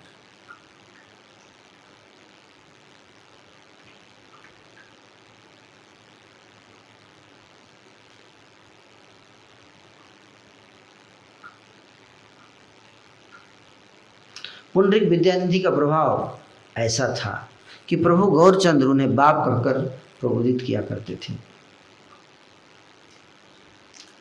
चरण स्पर्श हो जाने के भय से वे गंगा स्नान नहीं करते थे, केवल गंगा दर्शन करते थे एवं गंगा जल पीते थे। इन्हीं भक्त का नाम लेकर गौरांग ईश्वर पुंडरीक बाप कहकर खूब रोया करते थे। जो पुंडरीक विद्यानिधि के चरित्र के बारे में सुनते हैं उन्हें अवश्य कृष्ण पाद पद्म की प्राप्ति होती है। हे न पुंडरीक विद्या निधिर प्रभाव, इहान से गौरचंद्र प्रभु बोले बाप। पाद स्पर्श भय न करे न गंगा स्नान, सबे गंगा देखे न करे न जल पान।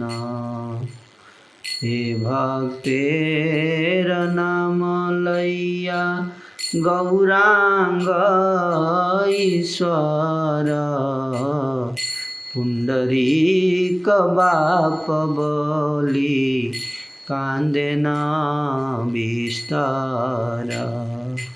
पुंडरीक विद्यानिधि चरित्र सुनिले अवश्य तारे कृष्ण पाद पद्म मिले।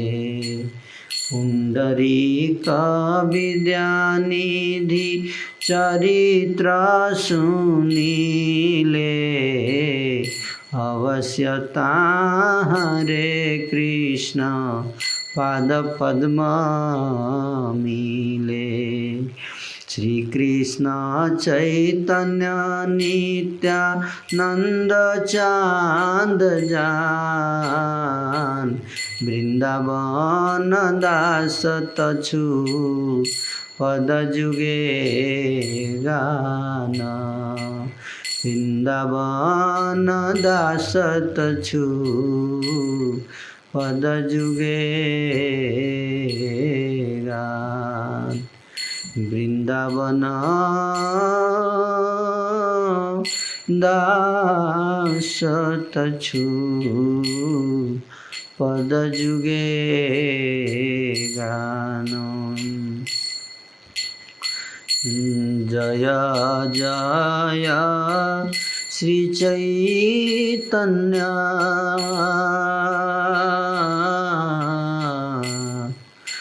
जय नित्यानंद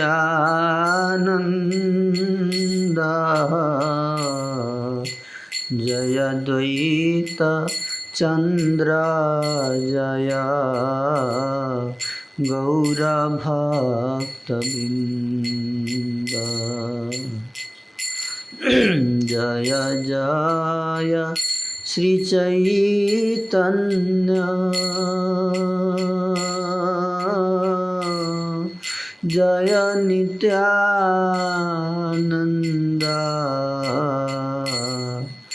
जय द्वैत चंद्र जय गौरभक्तवृंद। हरे कृष्णा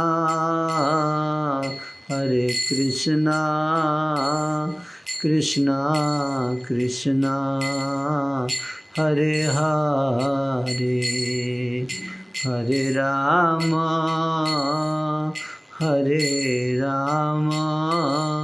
राम राम हरे हरे। हरे कृष्णा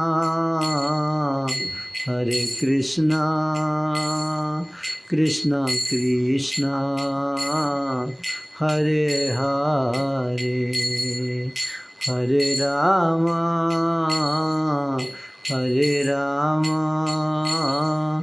राम राम हरे हरे। निताई गौरांग निताई गौरांग निताई गौरांग गौर हरि। निताई गौरांग गौर हरि निताई गौरांग निताई गौरांग निताई गौरांग निताई गौरांग निताई गौरांग गौर हरि निताई गौरांग गौर हरि निताई गौरांग निताई गौरांग निताई गौरांग निताई गौरांग निताई गौरांग गौर हरि निताई गौरांग गौर हरि। हरि बोल हरि बोल हरि बोल गौर हरि बोल हरि बोल हरि बोल हरि बोल गौर हरि बोल हरि बोल हरि बोल हरि बोल गौर हरि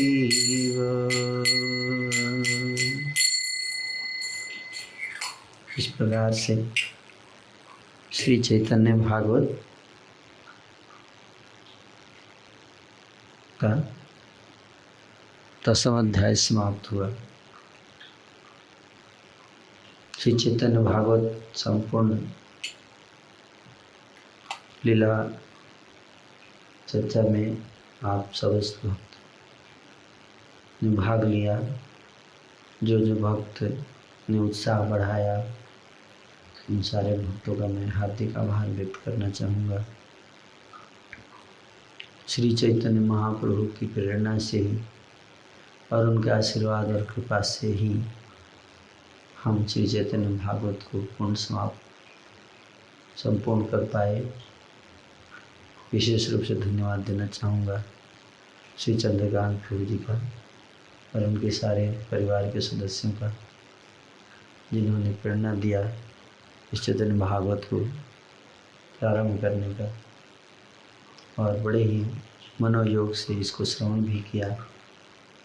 और श्री सर्वमंगल गौर प्रभु जो इस्कॉन रुद्रपुर के प्रेसिडेंट पद पर स्थित हैं, उनका भी मैं बहुत धन्यवाद देना चाहूँ, जो कि मधुर मृदंग के द्वारा सहयोग दिया श्री चैतन्य महाप्रभु की लीला कीर्तन में।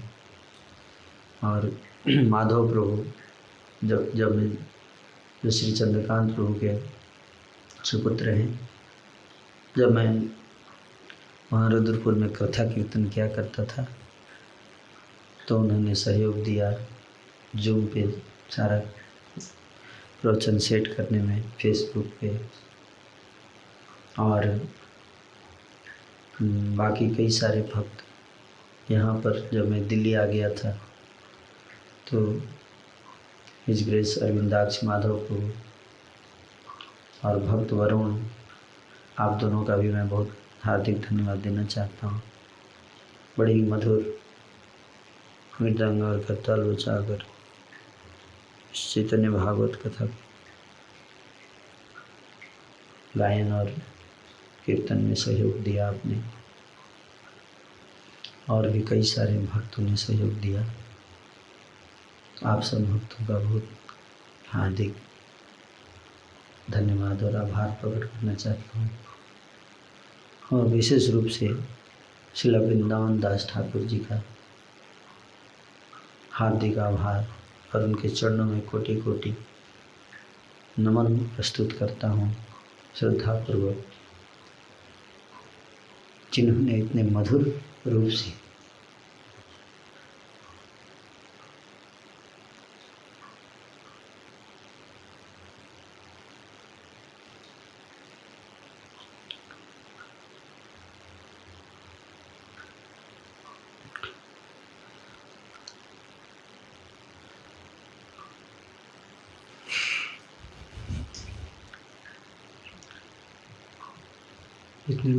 इतने मधुर रूप से श्री गौरांग महाप्रभु की लीला को प्रस्तुत किया। और श्री चैतन्य भागवत ग्रंथ को भी मैं हार्दिक सम्मान, श्रद्धा पूर्वक सम्मान प्रस्तुत करता हूँ, जो अपने आप में श्री चैतन्य महाप्रभु की लीला रस माधुरी को हमारे हृदय तक पहुँचाने में इतना कृपा कर रहे हैं। और श्रील प्रभुपाद जी, जिनकी कृपा से आज सारे विश्व में श्री चैतन्य महाप्रभु की महिमा का विस्तार हो रहा है, उन श्रील प्रभुपाद और श्रील गुरुदेव के सारे इस्कॉन के समस्त भक्तवृंद, जिनकी कृपा से हमें इस रस का स्वादन करने का अवसर मिला, उन समस्त वैष्णवों को सत नमन करते हुए उनके चरणों में आज श्री चैतन्य भागवत ग्रंथ का समापन किया गया। श्री गौर सुंदर वर श्री श्री लीला तार मनोहर।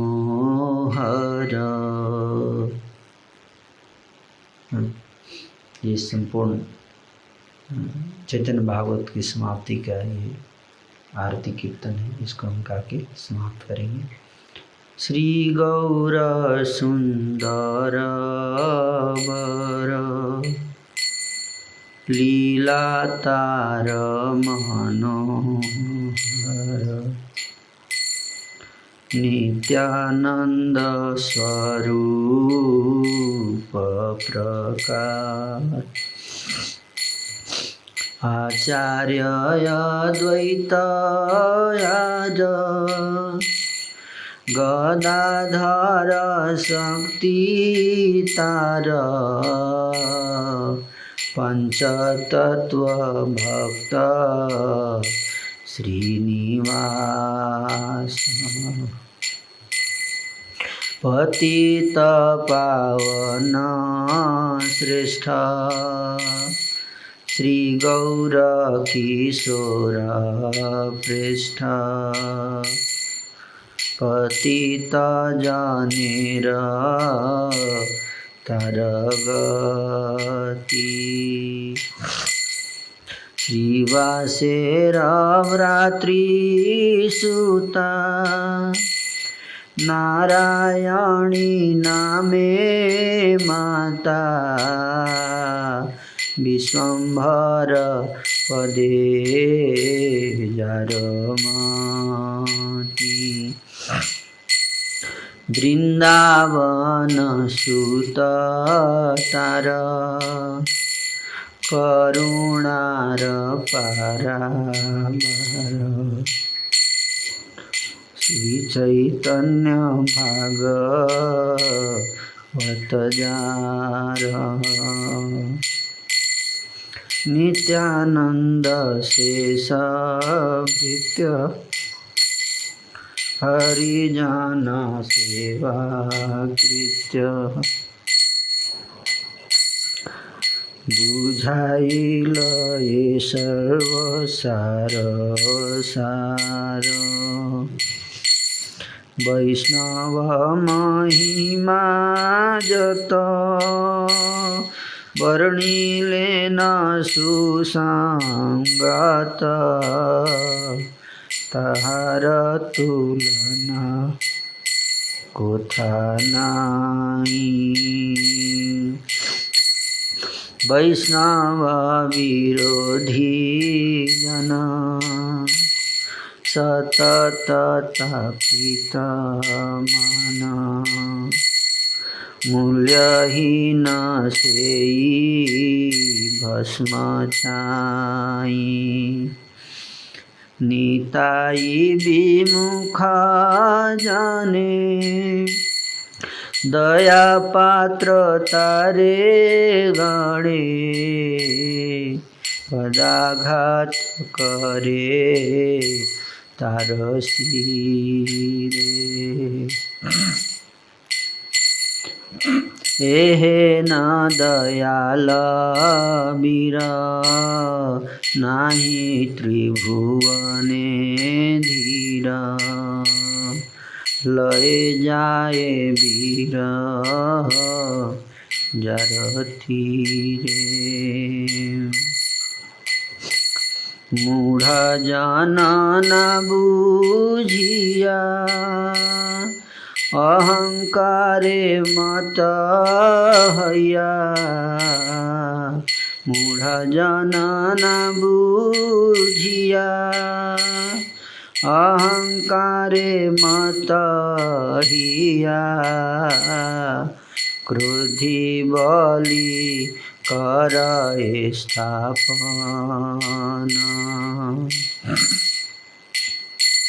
वैष्णवे दया दंड कभू न बुझे भंड नीच चित करिया गोपन श्री गौड़ीय भाष्य नाम भक्त जन सेवा काम लिखी छाड़ी कपट दिछल भागवत व्याख्या काले प्रभु मोरे सदा पाले। चित देय छो चितबल श्री चैतन्य भागवत ग्रंथ सुध भक्ति माता कहे सदा श्री भक्ति विनोद। निरंतर पाठ फले कुबुद्धि जाइबे चले। कृष्ण प्रेम लभिबे प्रमोद। निजेन्द्रिय प्रीति काम नहीं कहु भक्ति धाम। वैष्णव सेवाय नहीं भोग। भक्त सेवा फले प्रेम सेई मूल्यवान क्षेम। विगत हईबे सर्वरोग। लीन हईबार आस चलिले कपट पास। दूरे जाबे सकल मंगल। स्थूल सूक्ष्म देहद्वय भक्ति बोले है छय। भागवत भजन कौशल। श्रीवार्ष भानवियास ताहार दयित दास। भाष्य लेख केरा परिचय। भक्ति विमुख जन विषय ते कृता मन। तभु जाचे प्रभु पदाश्रय। श्री गौरमंडल माज नवद्वीप तीर्थराज। मायापुर गौर जन्मस्थल। तथाय चैतन्य मठ नाही बसे जथा सठ। गौर जाने करिया संबल। भक्ति विनोद दास संगे मोर सदा वास। साँधेर अनुज्ञासिरे धरी। 446 समापिनु ज्येष्ठ शेषे। उटका मण्डेर शैलोपरि। भाष्य रचनार काले भक्तगण मोरे पाले। गौरव संभ्रमे मोरे चले। अवकाश सदा दिया भक्ति पथे चलाइया।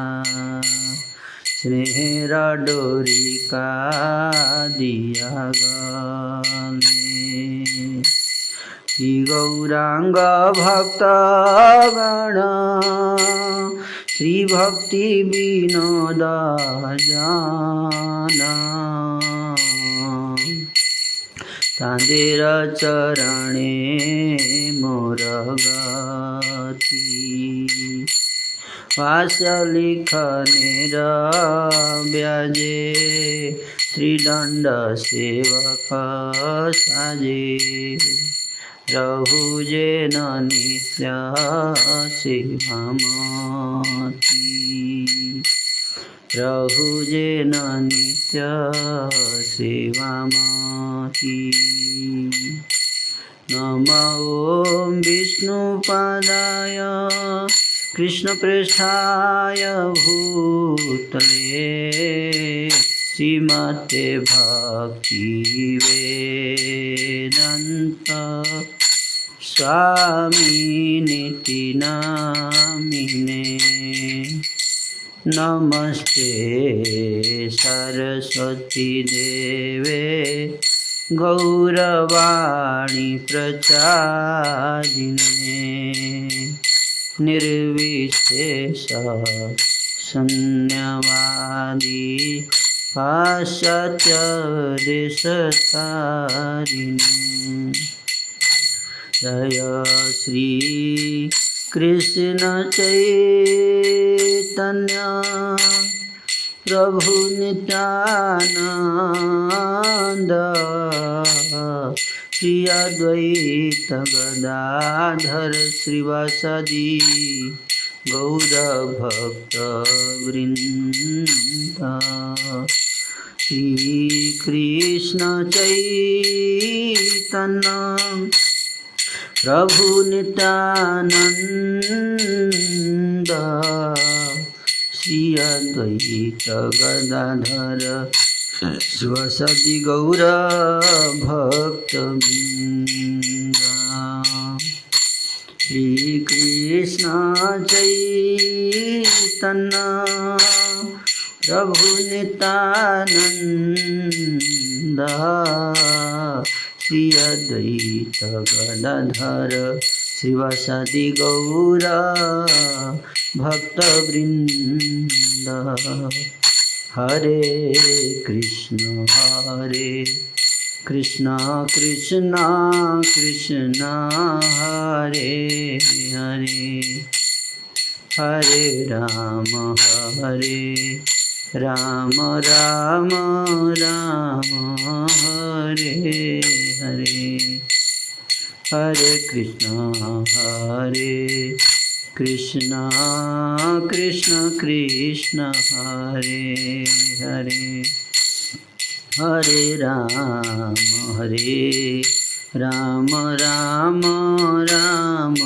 हरे हरे हरे कृष्ण कृष्ण कृष्ण हरे हरे हरे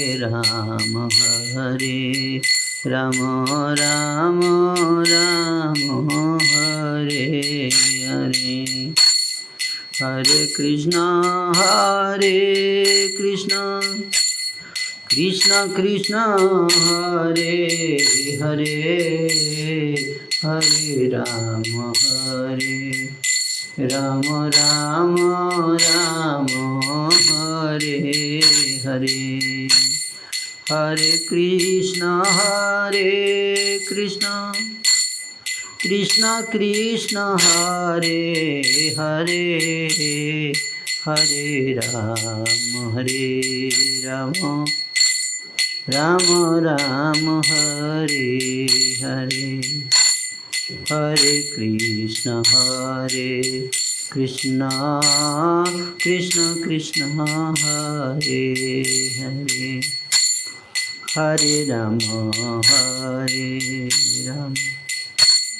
राम राम हरे निताई गौर हरि बोल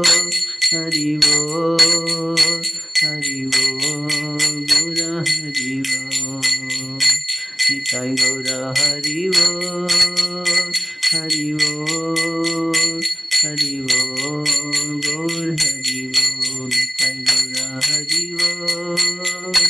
हरि हरि बोल, हरि बोल, हरि बोल। श्री चैतन्य महाप्रभु पंचतत्व श्रील प्रभुपाद और समस्त वैष्णव भक्तवृंद श्री वृंदावन दास ठाकुर आप सब के चरणों में, चरण कमलों में प्रार्थना करता हूँ। इस कथा के दौरान अगर मेरे कथा प्रस्तुति में कोई त्रुटि हो तो उस त्रुटि को क्षमा करें और अपने चरण कमलों में स्थान दें। हरे कृष्णा कृष्ण कृष्ण हरे हरे, हरे राम राम राम हरे हरे।